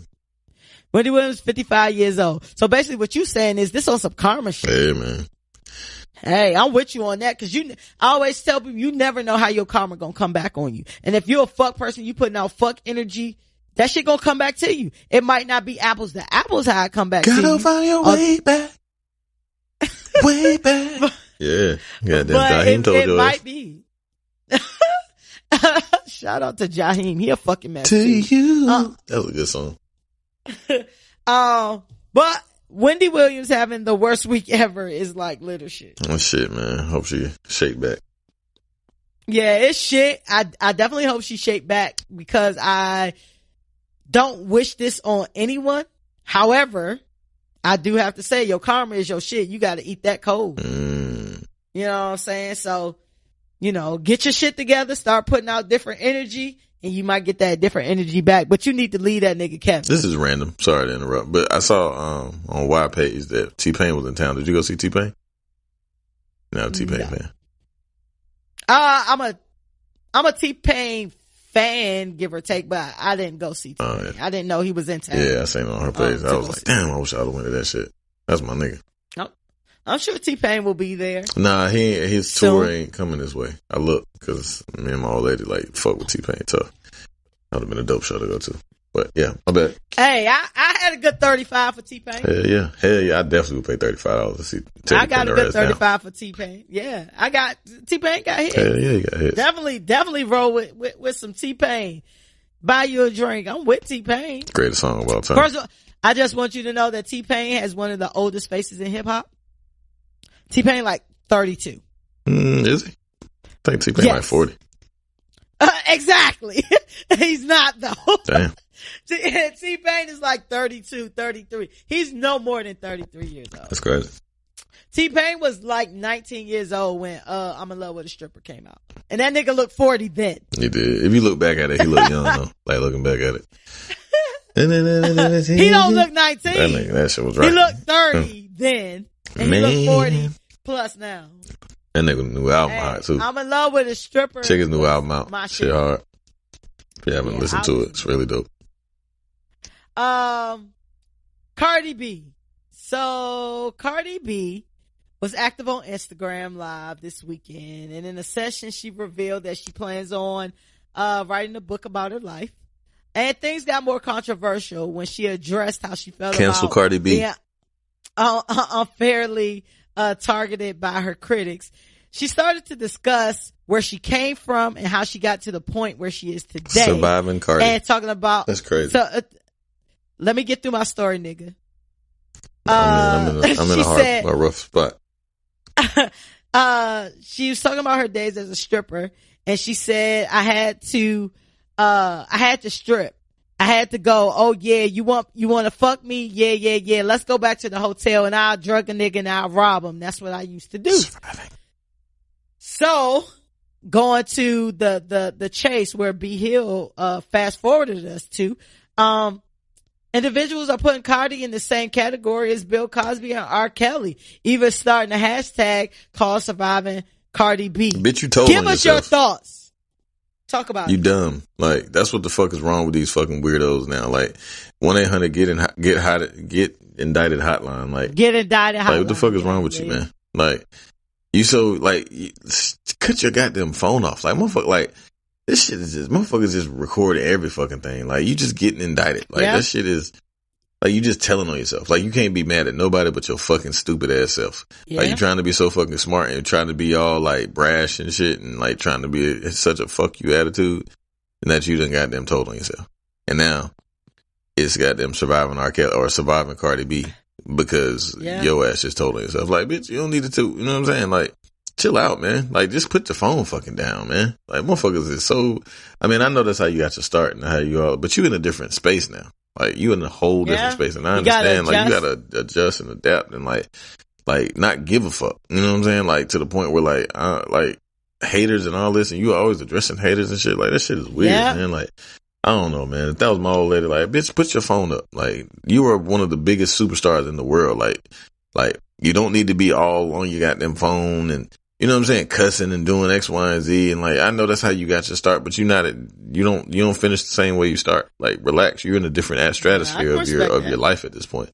So just chill, be a superstar, you know what I mean? Like, when it's interviews and shit like that, and obviously you can take your social media when certain shit happen, but like every fucking time you always spazzing and trying to defend yourself and doing all this. Now, at least at this point where you done got them divulged the whole, illegal activity and shit that you got going on. You know what I'm saying? Like, and now niggas is on your ass, and rightfully so. You know what I'm saying? Like, because you did this shit yourself. You cheddar bobbed yourself. You shot yourself in the goddamn dick, and now you looking crazy. You know what I'm saying? Like, shit stupid, man. Shit, like, with Just Hilarious, like, just put your fucking phone away. Like, that shit didn't, like, everything doesn't need to be captured and recorded and shit. You know what I'm saying? Like, I definitely feel like with that Just Hilarious shit, like, if she wouldn't have reacted to the first thing, it wouldn't have blew up. Yeah, like, it just would have been just another Just like, Hilarious chill out, angle. man. Like, you just like, goddamn, like, that shit is just stupid. And then you was ignorant as fuck. Like, both of them just fucking ignorant, man. Like, I'm so glad I wasn't young as fuck with a damn phone, like, able to do all this. Like, fact. And the funny thing about it is both of them are about the same age. Like, Cardi B like 25, 26, Just Hilarious like 26, 27. I'm tired of you twerking too, Just Hilarious. Put your little fucking ass away when you come out on stage. Shit pisses me off. Just Hilarious, you don't have a fat ass. Stop doing that same fucking pose to make it seem like you got fat ass. Man. Shout out to y'all little skinny bitches that want to make it seem like y'all got a fat ass. We know. Y'all not fooling us with the angles. Yeah, man. We know you don't have a fat ass. Twerking and shit. You putting your hip all the way out to the wall. Like, you don't have a fat ass. Oh, but you know, the Cardi thing was crazy to me. I think that, you know, you kind of hit on it perfectly where the thing about Cardi that we love about Cardi is that Cardi's so real. However, you're going to have to learn to tailor that You're going to have to learn that you're sacrificing bigger bags now. You know what I'm saying? Like, Cardi is about the bag. We know that. I respect Cardi being about the bag. Yeah, for sure. I respect Cardi being just flat out and overt about the bag. You know what I mean? Like, that's what I'm here for. That's what I'm doing. Fuck all this other shit. I'm picking up all these bags. I need to take care of my family. I need to take care of my daughter. XYZ. That's cool. That's cool. That's cool. But we know that Cardi B got her start from Instagram. Cardi, you're not Cardi from Instagram no more. You know what I'm saying? And you need to find a healthy medium for that. You know what I'm saying? Like, you need to find a place where you can still be authentic, and we love the Cardi that you are, because it's kind of like the Cardi anti-Cardi, which is Nicki, because we don't have a lot of insight into Nicki except when she's going off about some dumb shit that she felt like she was wronged about. You know what I mean? But we like that about Cardi. We like your attitude. We like your charisma. We like those things. However, drugging a motherfucker, and I feel like this would have been totally different if she would have left out the drugging. She could have said, I went back and robbed niggas. You know what I mean? And motherfuckers would have been like, all right, well, if you got, you know what I mean, rob our bitch, then whatever. You know what I mean? But the drugging makes it like a different level. You know what I'm saying? And I do feel like, you know, that kind of puts you in the category, Cardi. I feel like this is going to be one of those instances for Cardi where the double standard kind of works in her favor. I don't think she's going to get any serious backlash about this. However, it might hurt her a little bit. What you think about as far as the backlash, as far as her endorsements, and as far as her star rising? What do you feel about that? That's a good question. I'm interested to see. I don't really know how to play, because I mean, yeah, like, it is a double standard, but I don't know if it'll play a part in this one because she's a girl. I don't know. I have no idea. I'm interested to see how it unfolds because of the whole double standard thing. It probably won't be as significant or serious as it would be if a nigga said he did the same shit, like was drugging bitches and raping them and then taking their money and shit. Then it would definitely be to a higher degree. But yeah, I don't know. I'm interested to see. Yeah.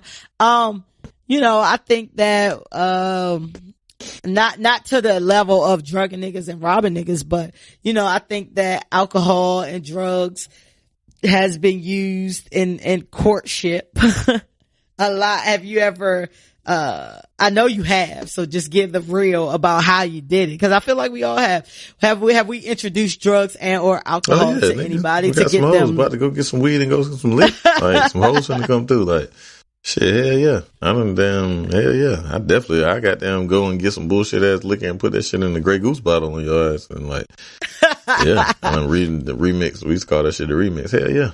I mean, that shit is word. The remix. Yeah. We ain't shit. Niggas was broke, ain't no money. We had some old goose. You know how niggas used to say they bottles and shit.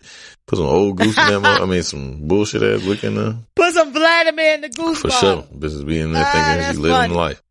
But yeah, I mean, nigga, that shit goes like, I mean, that's buying bottles in the club. You know what I'm saying? Like, you trying to show off and get bitches drunk so you can take advantage of them. You know what I'm saying? And vice versa, bitches do the same shit. Take advantage is a not take advantage, but yeah. That's what I'm just saying. Use your words properly, because we gonna be big one day, and I don't want them pulling this off. Yeah, well, not take advantage in terms of take advantage, but like when you have like libations in your system, you want to it's an loosen altered the mood. perception that you have. You know what I mean, in terms of making the best decision. So you letting your defenses down. You know what I'm saying? That's why people go to get drinks on first dates and shit like that.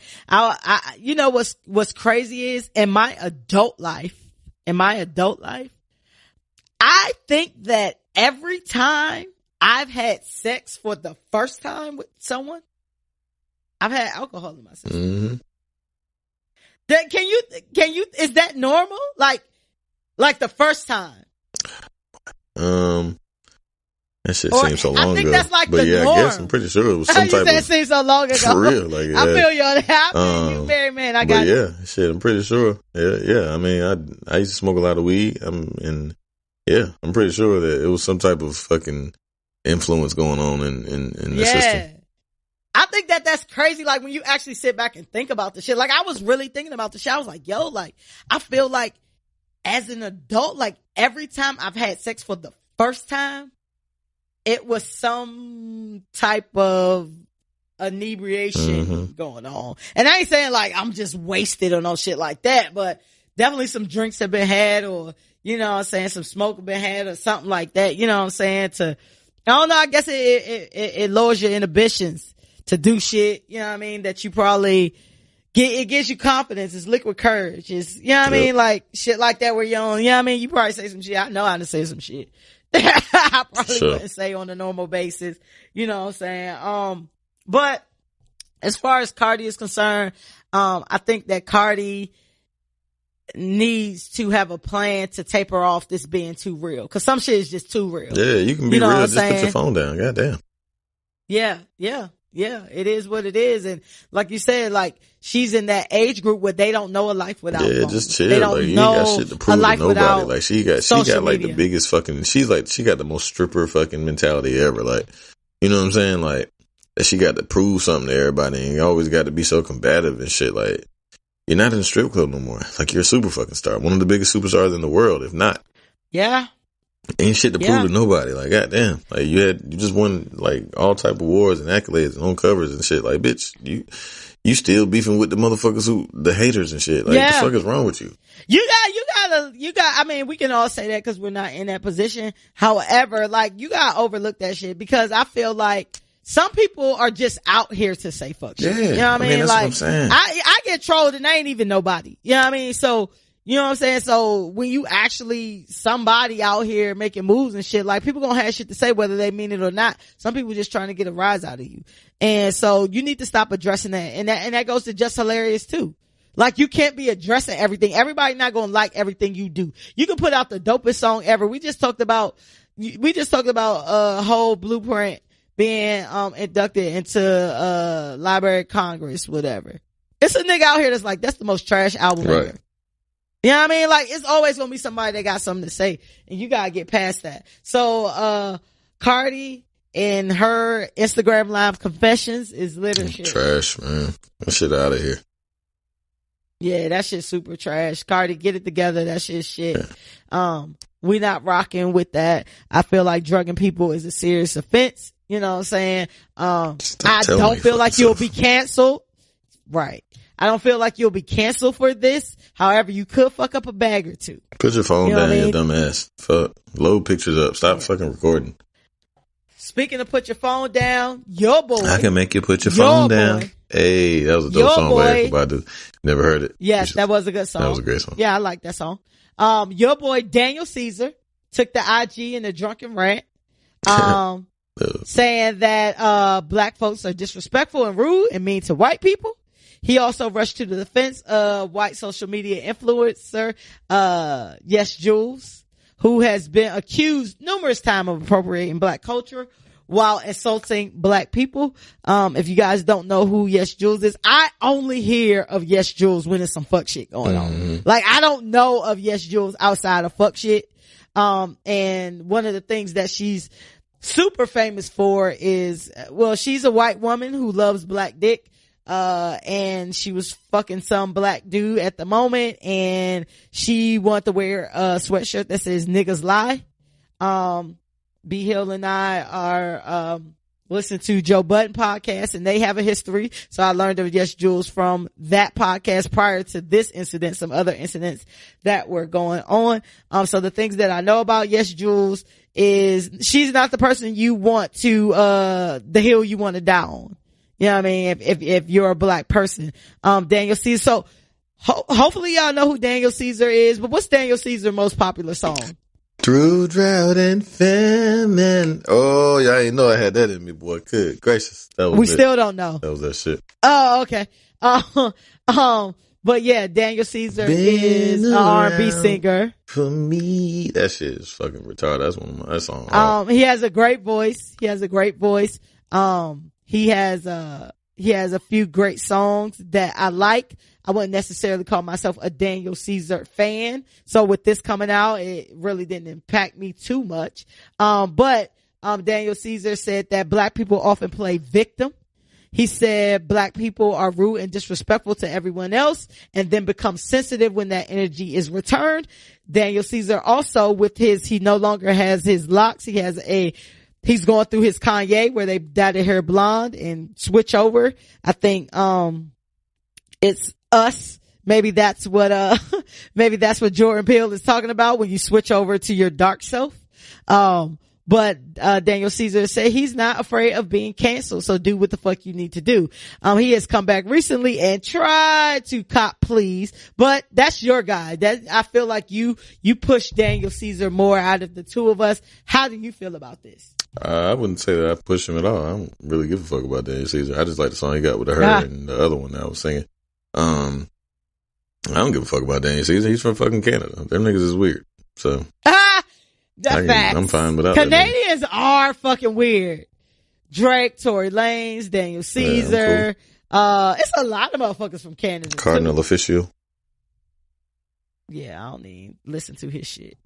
Yeah, but niggas from Canada are super. I mean, they don't know what real race is. I mean, I'd imagine that racism is definitely not as prevalent, but it was. I mean, it's not a thing that is oblivious up there. Like, they're not oblivious to racism. Yeah. So, I mean, not to the levels obviously that the United States is with our incredibly horrid culture, and history. But I mean, you still know what's going on. You know what I'm saying? You still black, and you still, understand the ways of the world in terms of white people versus black people, and or any person of color for that matter. So, shut the fuck up.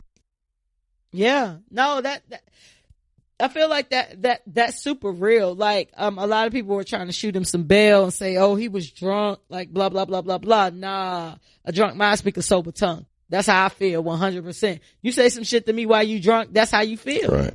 That's how I feel like you feel. Like I said, when we were talking about the other subject, I think that it gives you liquid courage. It gives you the energy, and the courage to say the shit you really want to say. And, Daniel Caesar, like, I don't give a fuck if they cancel you. My life is still complete without Daniel Caesar music. He has not been around long enough for me to miss him. If y'all choose to cancel him, please do so.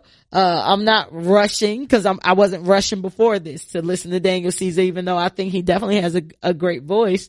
But he gave me like pure Uncle Tom. He gave me that black boy who couldn't get black girls and only hung out with white people and only dated white girls. He definitely gave me that vibe. As y'all know, did we talk about this last week with the Dave Chappelle shit? Yeah. Yeah. So Dave Chappelle called Daniel Caesar gay. I met Daniel Caesar tonight and he's fucking gay. Yeah. It was fucking funny. That shit was mad funny as fucked up. That nigga John Mayer was like, oh yeah. He like switch the commercial. And I feel, switch the commercial. I'm surprised because I thought I was John Mayer's only black friend. Dave Chappelle funny as hell when he drunk, boy. That shit's funny.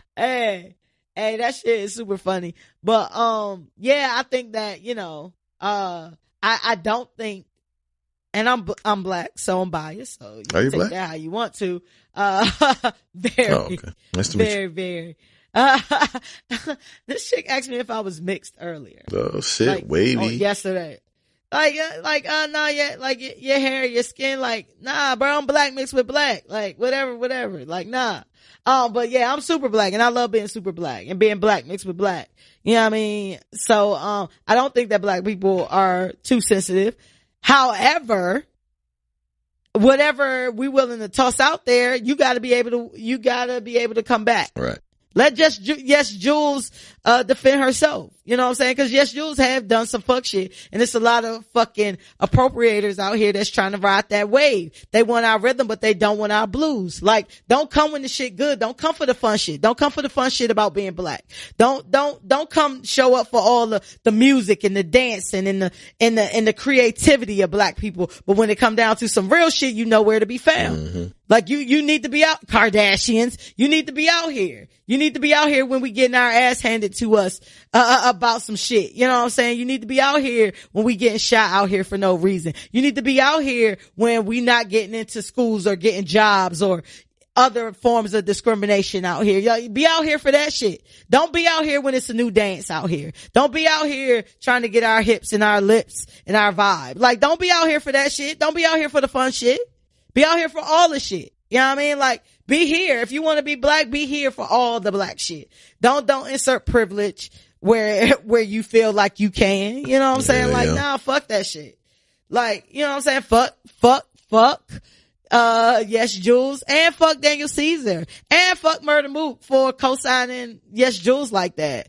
All of this kind of came about because Yes, Jules, Yes, Jules was on, what's the name of their podcast? I don't even know. It don't even really matter. But, Murder Mook, who is a rapper, a battle rapper. If you in the battle rap, then you'll know who he is, but he has a podcast and he had her on there and she was just saying a whole bunch of fuck shit and he was co-signing it like, oh, nah, you black today. No, nigga, she's Italian.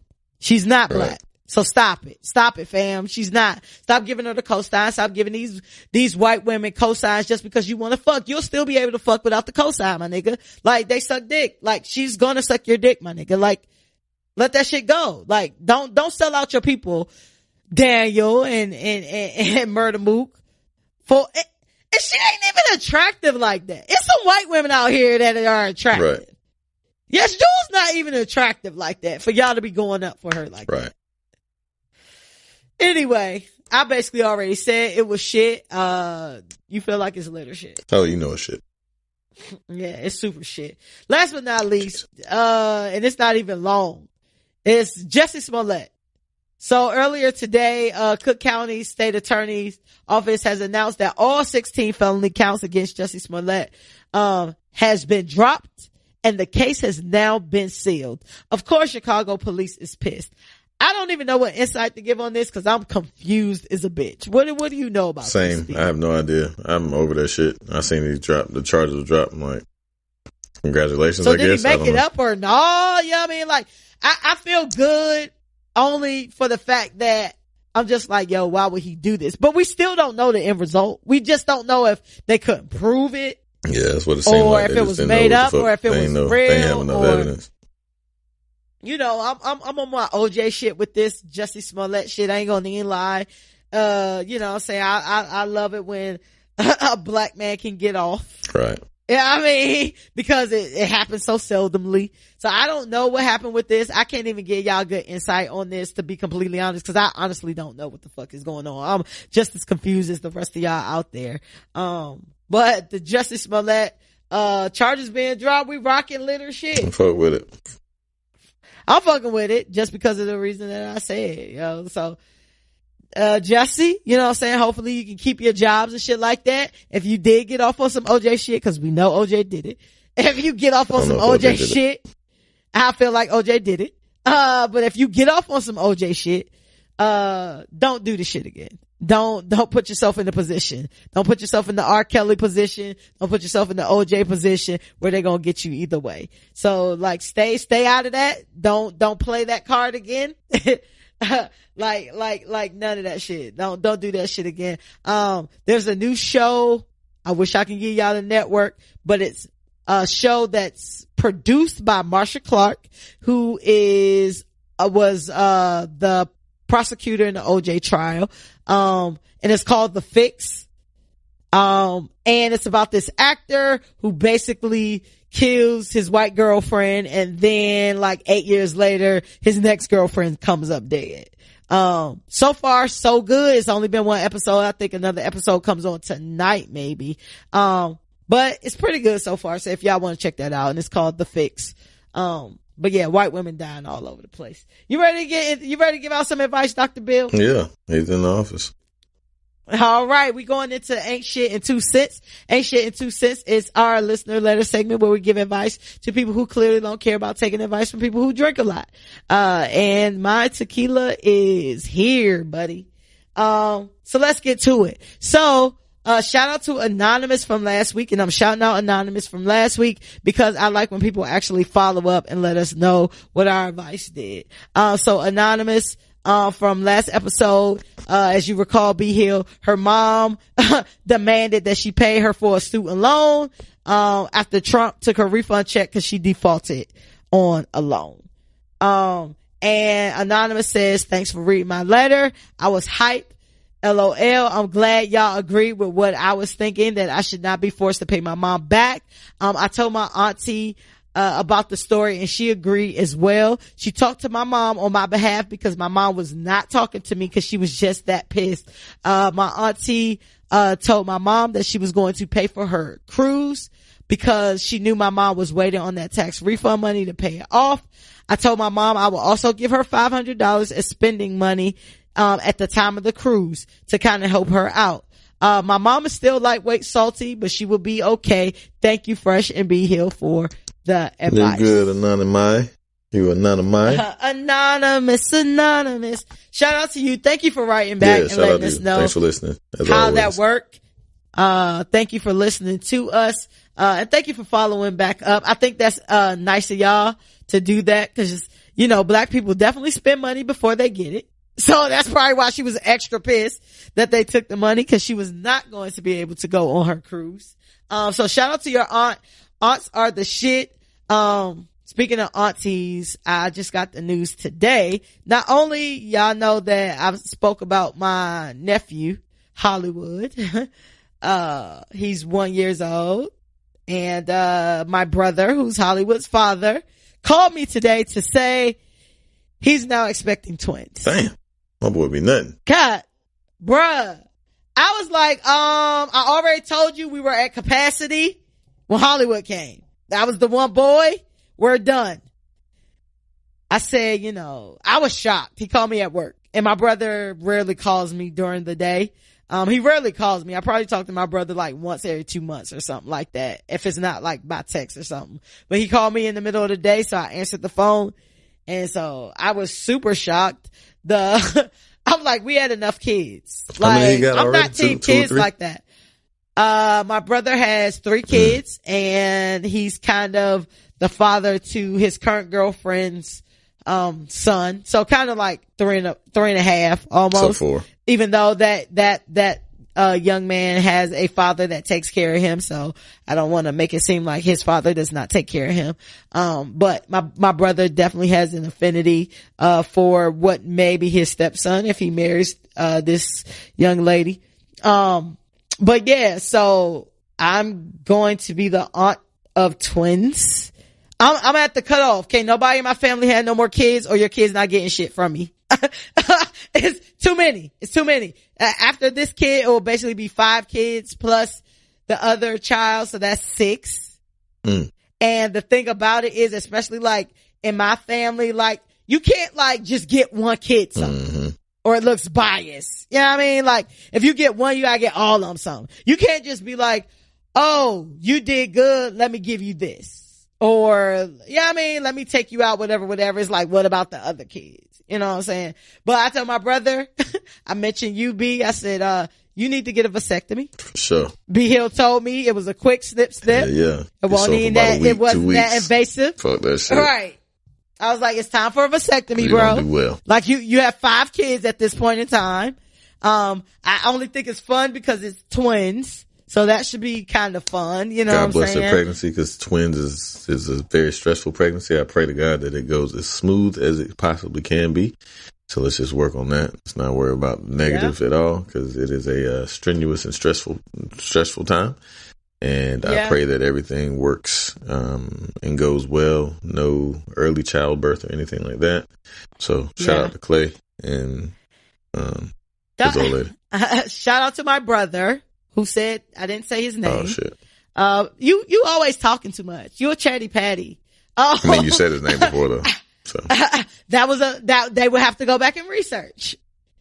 You make shit too easy. Listen, B, I plan on being big one day, and I don't need people to be able to just track my shit back. I need you to be able to do some work in order to track my shit back to try to take me down. You know what I mean? Be like, yeah, shout out to my homie, such and such. But we just literally said like all your siblings' names last week. We didn't. Yeah. Like if it wasn't last week, it was 2 weeks before, because they all have. Okay, well, let's make them do research. Okay. I'll give out names on my end of the people I want to give out names for. You throw your people under the bus, however you feel. Yeah. Well, congratulations to your brother and his entire family. Yeah, bro. Like for real, get that shit fixed though. I'm done with auntie-ness. Like. Shut that shit down. Shut down the factory. You don't do well with pull out game. Trash. Right. Right. But let's get into the current letter. So it says, "Hi, be healed and fresh. The ain't shit shows my shit. Thank you. Y'all say things that I'm thinking and I'm always talking back, to the pod like I'm on it too. Read my letter just because I love y'all." Well, here love you you go. too. We're here and you're on. Did she leave a name? Is it a girl or a boy? I'm gonna give her a fake name because she didn't say whether she wanted me to give her a name or not. I'm just gonna call her Sarah. And the reason I'm not gonna call her by her first name that's in the email is because it's a very distinctive name. I don't think there's a lot of people with that name. So I'm just gonna call her Sarah. Give her Call Sarah. a slave name. What name you want to give her? We can give what name you want to give her. Sarah's fine. She's a good slave, Sarah. Sarah's fine. I don't think slave is a Sarah name. I mean, slave is is a a Sarah name. name. Give like Sarah is a slave Elizabeth name. And shit like that. No black person named Sarah Elizabeth. So to Sarah is saying that, and y'all know I work in like shit like that where shit confidential. So I don't like giving out people's shit if they ain't give me permission to. No lawsuits here.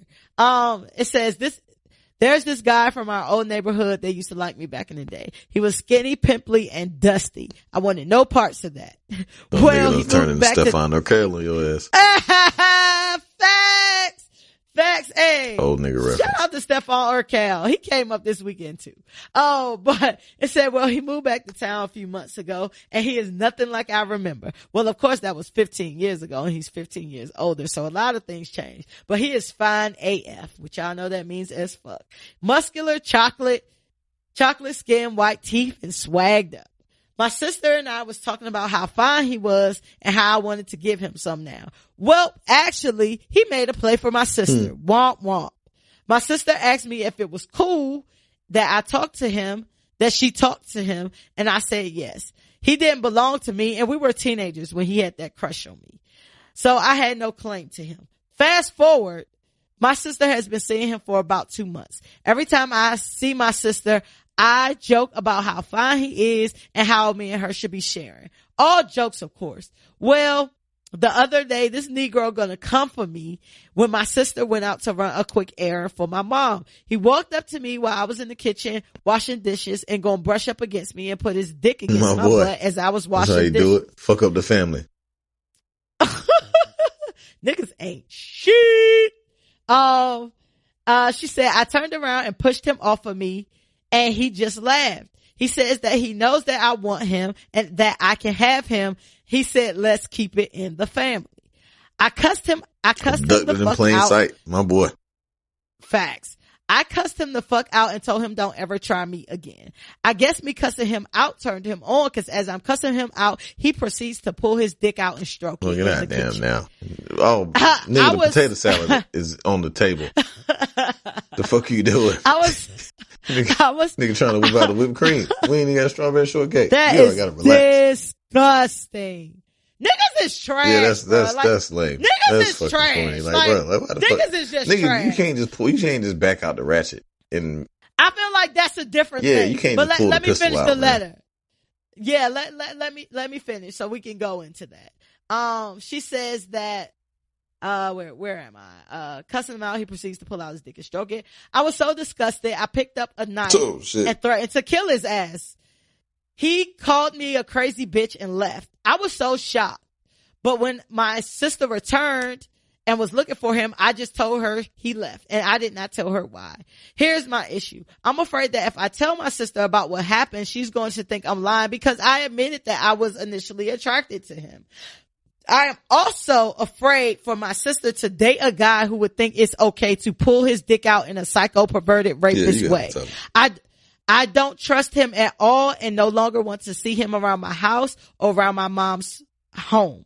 Why are guys such creeps and what should I do? Tell your sister. Talk your shit. That should definitely, like, you gotta tell the whole squad, like, put that shit, this goddamn APB, all points bulletin. This nigga's a weirdo. Weirdo alert. Yeah. This nigga is a weirdo. Like, it's fucking, you got goddamn bread and shit all around and you just want to pull out your meat. Come on, bro. You fucking, that shit is a sanitation grade. Goddamn. Trying to butter the bread. This nigga's a weirdo. Oh, that is disgusting. Nigga done pulled the pistol out. I don't understand why niggas feel like it's okay to like can't unsheath the sword. Unsolicited dick. Yeah, bro. Nobody want to see all that. Like, bro, like, I mean, I can understand like the getting cursed out part. That shit definitely, but like, try to kiss her instead of fucking pull your dick out. Were you with it when he brushed up behind her? I need to see how big of a creep you are as well, or how big of a creep niggas are. Cause this seemed like something that would be very common. That ain't bad. I mean, you gotta dip your toe in the water to see if it's cold or warm. You know what I mean? Like, you gotta see what's going on. And if the bitch was like, oh, my bad. Like, you know what I mean? Oh shit, my fault. I'm sorry. I didn't mean to, you know what I mean? Play it off type shit. But like, but you never know. She could have got some rhythm. She could have got it popping. You know what I mean? Shit like that. So do you feel like as a nigga, like it's worth it? Like, you would go up and do that to a woman just to see if she floating or not, like if she with it or not.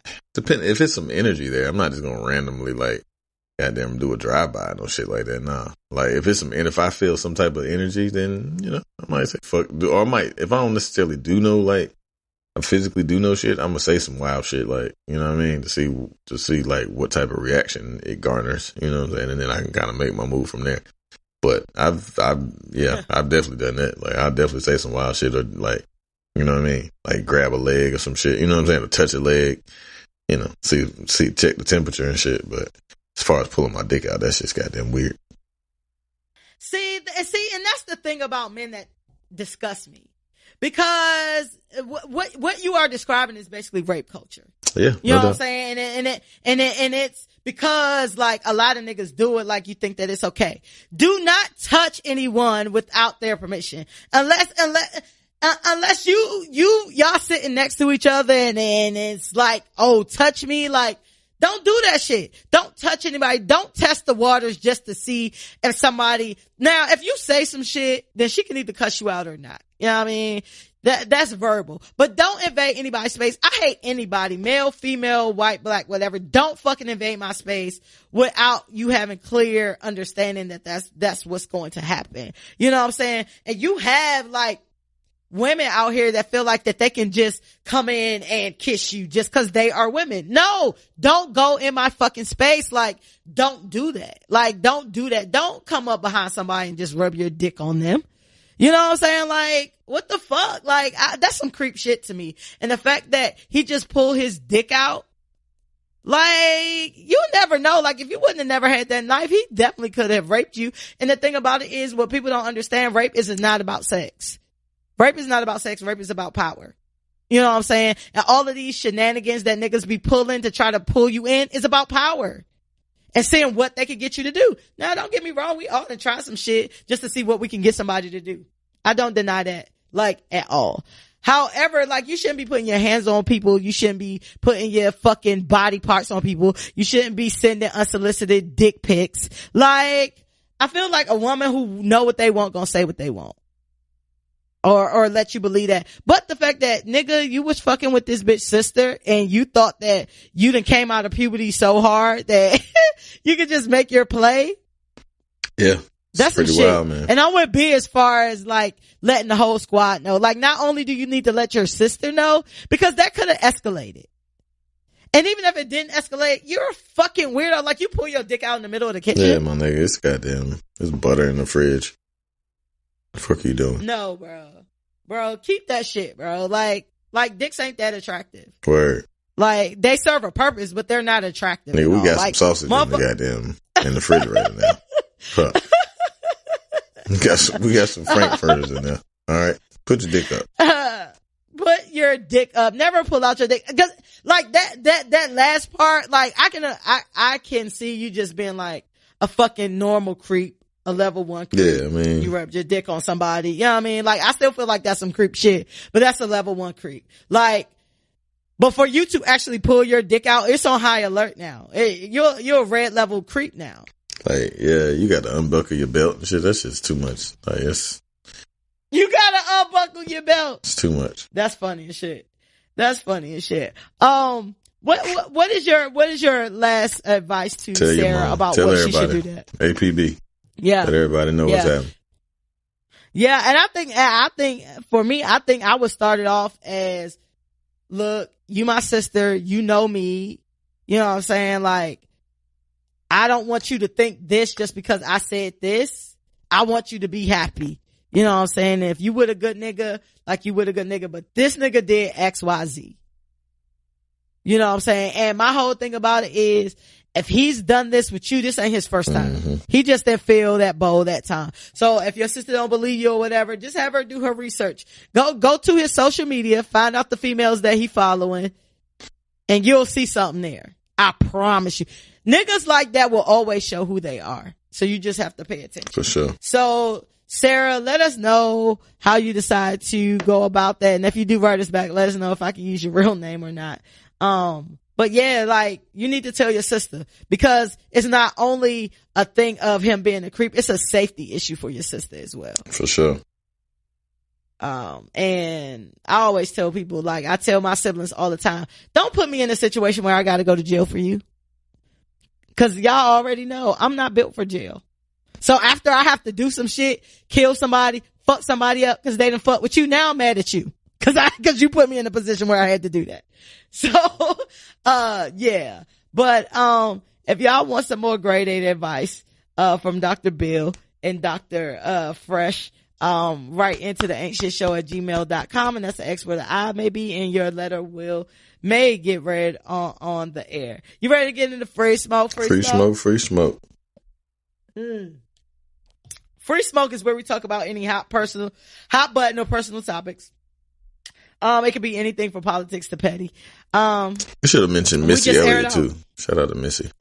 Back in the what did Missy hip hop do? shit. She did mad like Adidas shit. She had Adidas sponsorships and shit back in the day. And what last else? year, that's about it. That's it. No, Missy, although it's greatness and the topic of the conversation, Wrote mad songs. I don't feel She like did write mad songs. we still in music. I know, but we talked about We talking about we talking about the diversification of hip hop. Missy is a legend. Ain't nobody gonna take that away from Missy. But just in the context of what we talking about. But shout out to Missy just cause I love Missy. So I'm with the shout out. So today's topic is, I think B Hill will like this topic because he loves talking about sex. And today's topic is sex in the news. So there were a few topics in the news this week that kind of had the central theme of sex. So I just wanted to talk about that. Okay. So first up, your boy, Carolina Panther, Cam Newton, was on the Late Late Show with James Corden, and he says every month in 2019 he's giving up something. He gave up gambling. I think in February he went vegan. Now it's March and he's doing no climax March. And no climax March means that he's not going to bust a nut all March. He's abstaining from sex. He's abstaining from individual pleasure, and everything like that. He's not going to climax at all in March. He feels like it makes him mentally stronger. And that's your man Cam Newton. What you feel about him giving up sex? Are you willing to give up sex? Yeah, I did. I fasted for a while. Like when I was trying to get another job I had previous to this, I gave up sex for like 2 weeks because I was also had some other stuff like going on. Like, so I was kind of fasting from that. So I was, just doing some soul searching. You know what I'm saying? Because I was trying to land some shit, and it worked. So it was good. I mean, it wasn't a month, but it was 2 weeks, and honestly, I really didn't. I mean, like I'm pretty sexual. You married? I'm sure 2 weeks ain't a super long time. Yeah. We have great sex. Our sex life is top notch. Nice. That's what's up. I like hearing married couples who have bomb sex because I refuse to be married and be laying next to something and I'm not fucking. No. That's crazy. Can't do that. My wife turned me on. Fucking. Yeah. So, shout out to you. Yeah. But yeah, nah. I mean, it was just just chill. I mean, even when she don't want to do it, I'll beat off quick. I don't give a fuck about it. But none of that. So shit.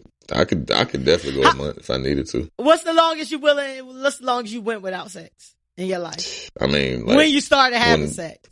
Shit. I mean, in terms of actual sex or beating off, I don't know. Like, shit. I mean, before I was married, it was mad. You niggas definitely have a dry spell. You know what I'm saying? Like, well, what's the longest you ever went without sex? And what's the longest?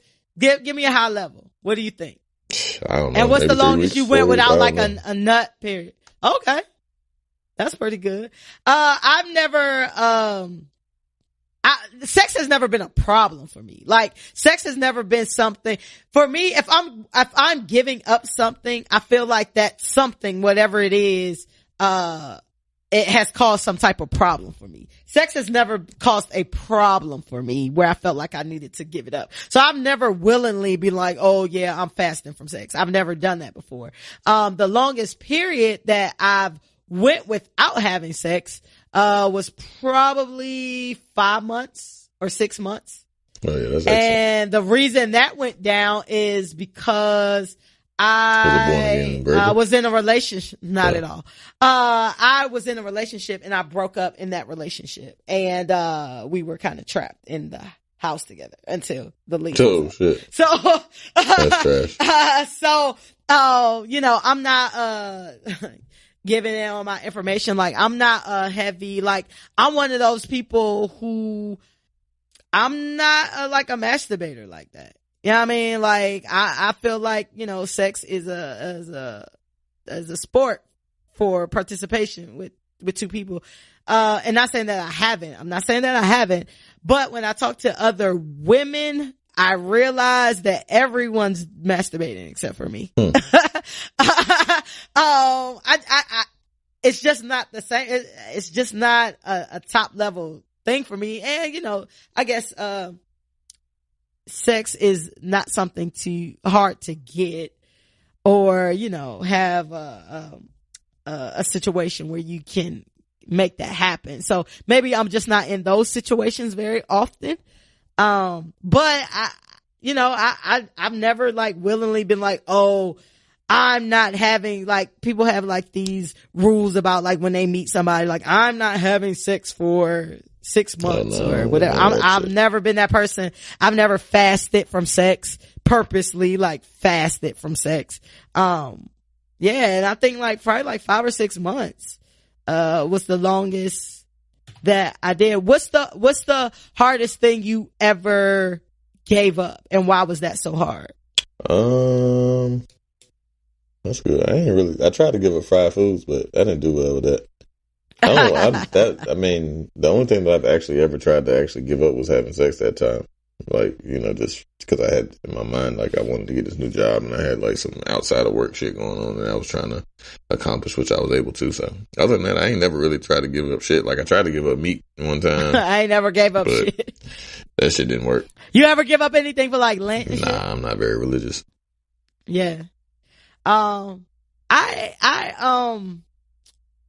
think like there has been nothing that I've tried to like give up like forever. Like, I already tell people, like, I don't ever see myself going vegan or no shit like that. Like, unless a doctor comes to me and say, this is your only route for some shit.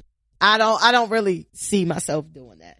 But I have an affinity for all things potato and all things cheese.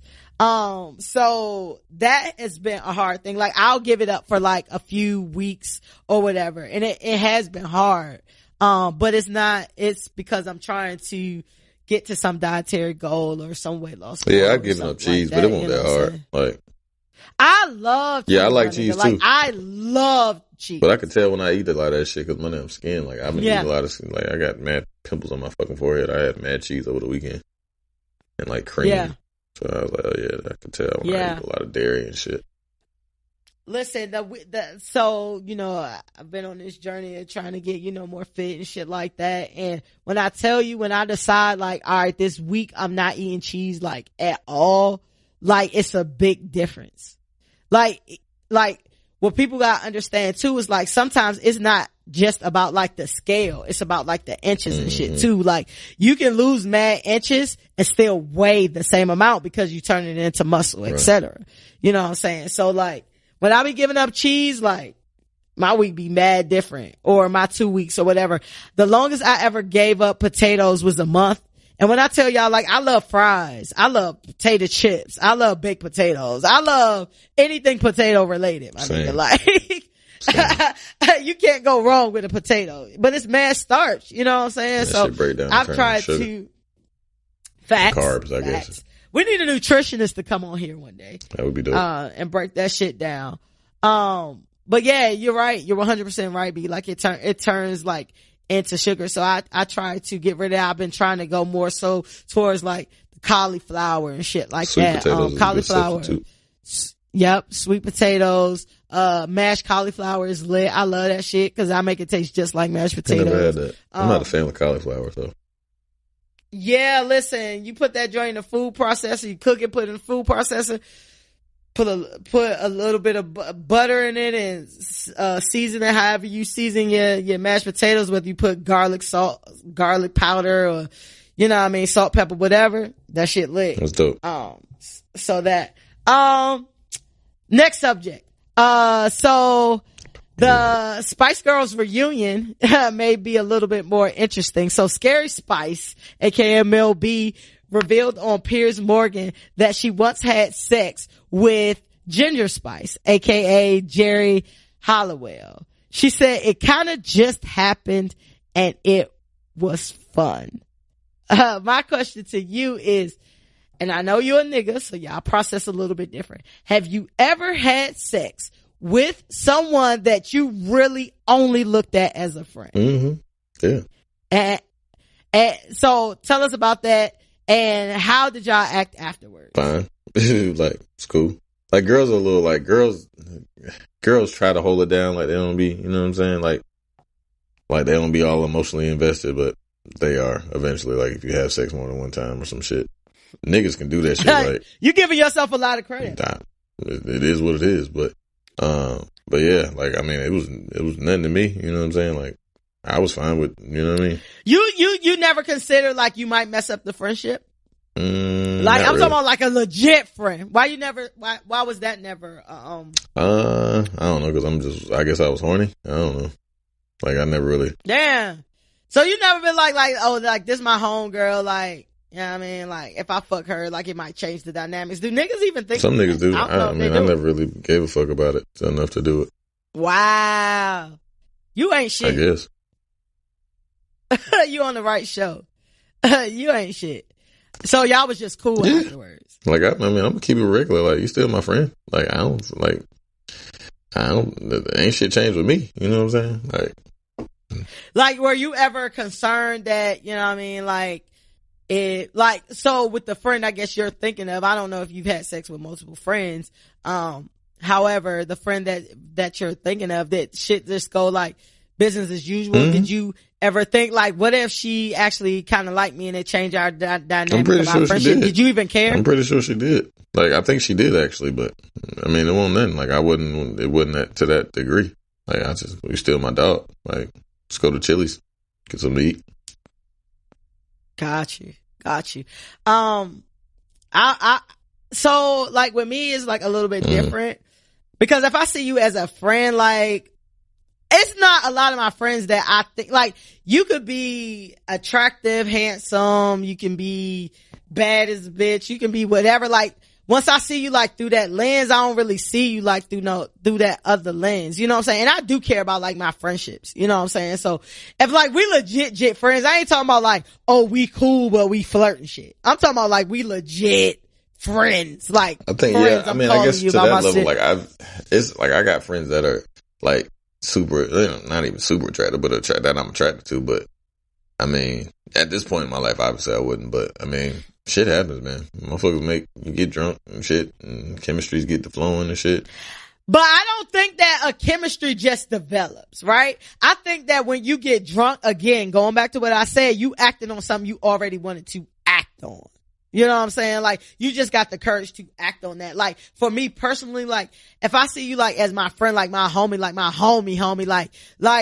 can't see myself being like, oh yeah, B Hill fine. Like, what the fuck? Well, like, nah, like, I appreciate like, that. I'm not saying that. Like, I don't, like, that goes back to the conversation what we had about being attractive versus me being attracted. Right. Like, I have a lot of attractive friends, I feel like. I have attractive friends, but I'm not attracted to them. Like, I can't, like, it grosses me out to think of even having sex with them. You know what I'm saying? But when I was younger, a lot younger, like in college, like, I had sex with somebody that was like, we was friends, like we were cool or whatever. You know what I'm saying? And we continued to be cool after that. However, we were not around each other. You know what I'm saying? Like it was kind of like a spring break type shit. And then I went back to college. They went back to the military, whatever. And we still kept like in contact and shit, but we never like really talked about the shit. And it was probably more so on my end. Cause I'm just like, why the fuck did I do that? Like it was like, I was young, dumb. And I was just like, oh, why did I do that? But, but the thing about it is, it's just like, okay, like we cool, but like being a grown person and like, having that, I'm not saying it could never happen. That's not what I'm saying. I'm just saying to date, like I don't really see my friends like that. You know what I'm saying? But I do have friends who do you have friends who have same sex friends that they have sex with? Male or female? Nah, I don't got no male friends that have sex with each other. That I know of. I pray to God that I never find out. That would suck.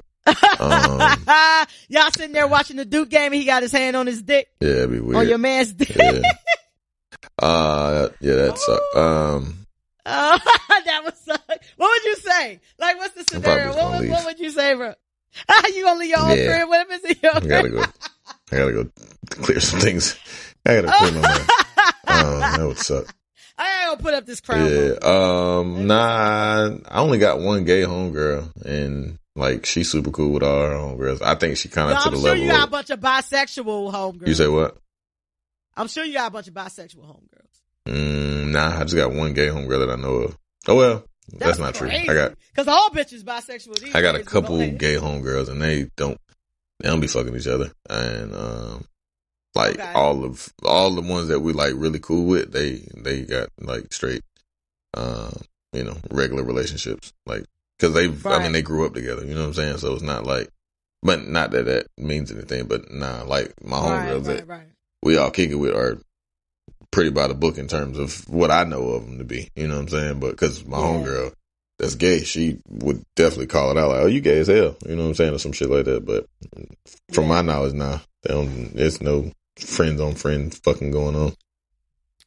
So I definitely have had that like in my circle, and it's hard for like me to digest. You know what I'm saying? Like I have friends who are like legit friends, like they go shopping together, they go, they go like some of them are bisexual, some of them are just, gay or whatever. But like it'd be like some shit like you see like in a porn or some shit. Like they might hang out, they might get fucked up like shit, they flirting with each other. But like in that, y'all have all seen homegirls flirt with, like, bitch, you bad. Like, look at your ass. Look at your titties. Look at your this. Look at your boom, boom, boom, boom, boom. And then I hear about it the next day, like, yo, such a smash. Like, but the next day, they just cool. Like, so it should be. Like, it never happened. Like, first of all, I'm like, bro, like, I don't get how friends fuck each other. And it's just me because I don't see you out of that lens. Like, I just don't see you out of that lens. And once I've seen the inside of your vagina, like, we just gonna go to brunch the next day. That shit weird to me. Bro. You kind of a prude a little bit though. You think so? You're slightly prudish, and that's fine. You just reserve. I don't see how you can call me a prude when you know literally nothing about my sex life. I mean, from what you've told me, yeah, I do.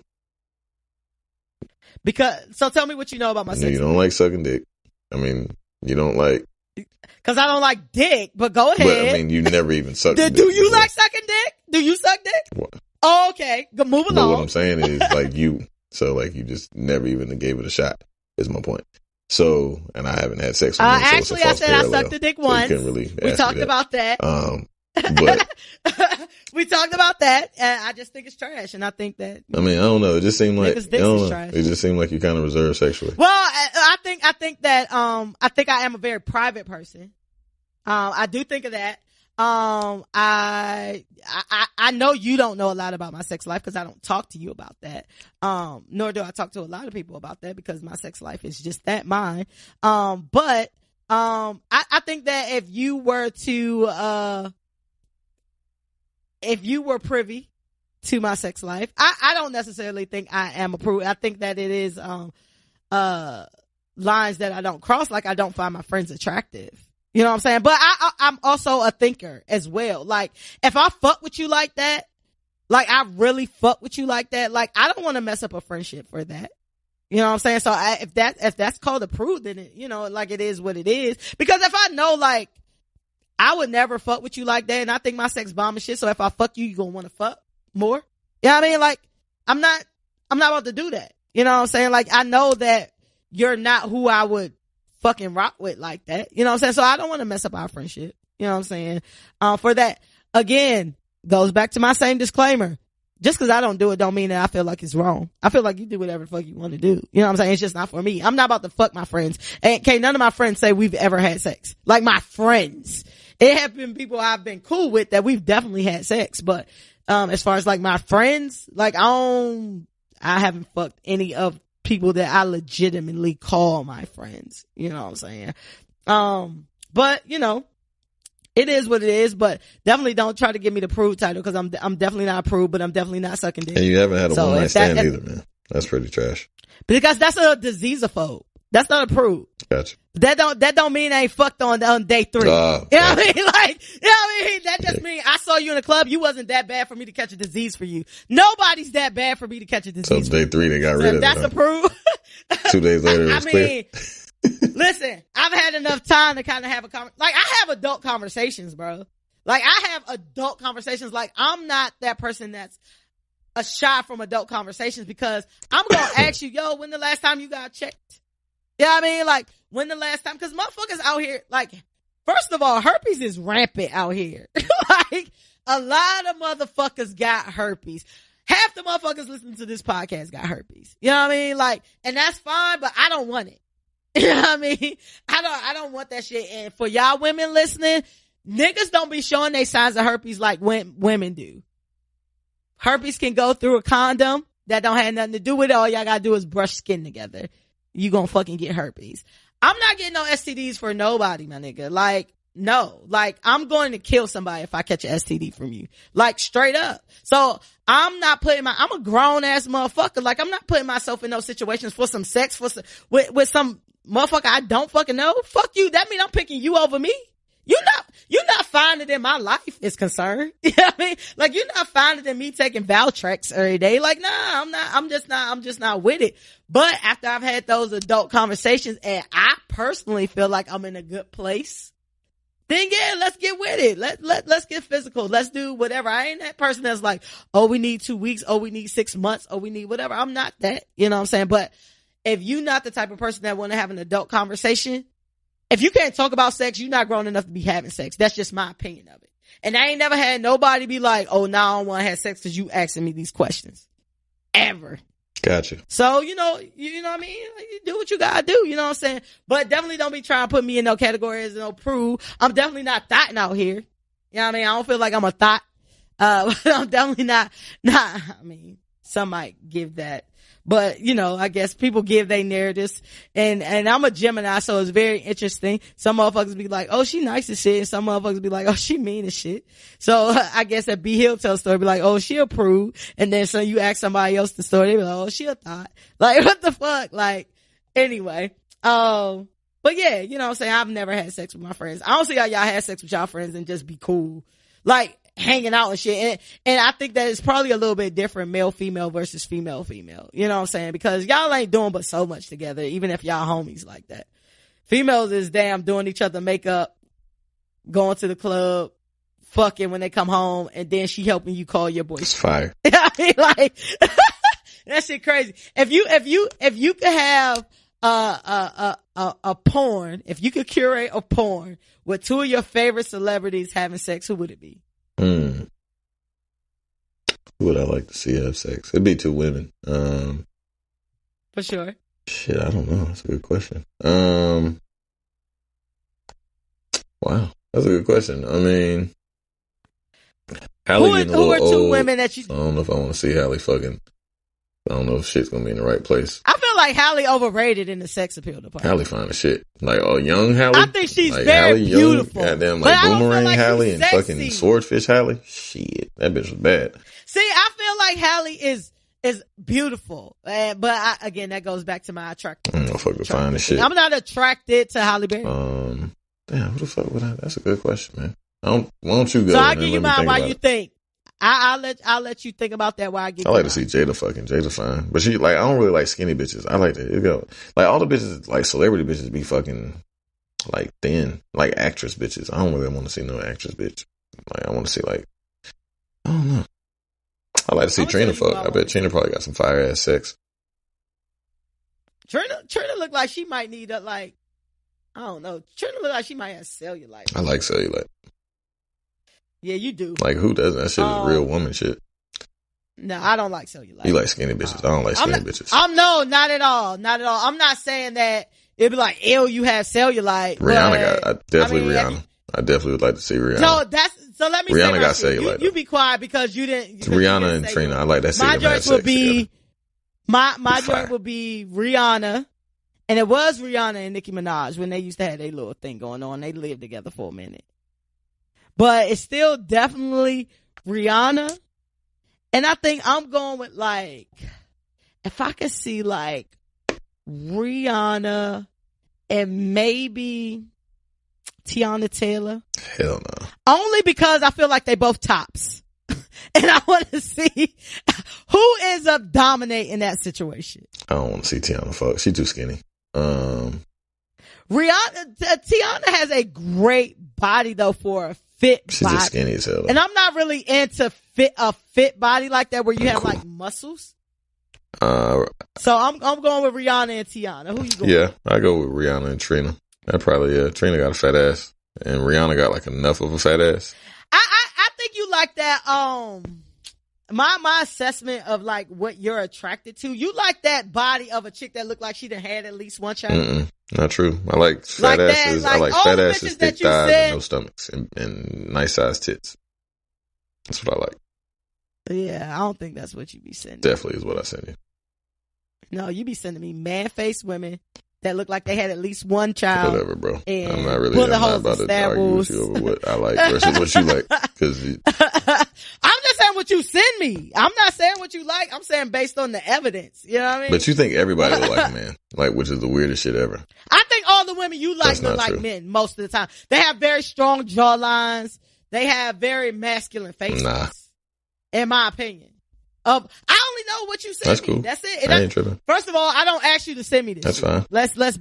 Let's be clear, crystal out this bitch. I never asked you to send me this shit, but you know, you being a nigga, you do nigga shit, and you still send it, even though I say I don't care to see this shit from you. But yeah, I mean, like that's what it is. So we had another subject, but I'm gonna cut it short just due to time, and I want to thank y'all for listening. Make sure y'all subscribe to the show. Follow us at the Ain't Shit Show. And that's the X where the I will be on all shows. Social. That's Twitter, IG, Facebook. That's where we at. But y'all know y'all can listen to us on YouTube, Spotify, iHeartRadio, Google Podcasts, Apple Podcasts, all that. And make sure y'all leave y'all comments and shit. And, help us. Tell a friend. You know what I'm saying? Tag us when you shout us out, and if you are private, we may not see it. It's true. Yeah. So that's a thing too. But y'all know I like to end this show with a quote, and the quote for the day is: "You can't go back and change the beginning, but you can start where you are and change the ending." Until next week, I want y'all to be great, and it's still Wakanda. Bye, niggas. Hey.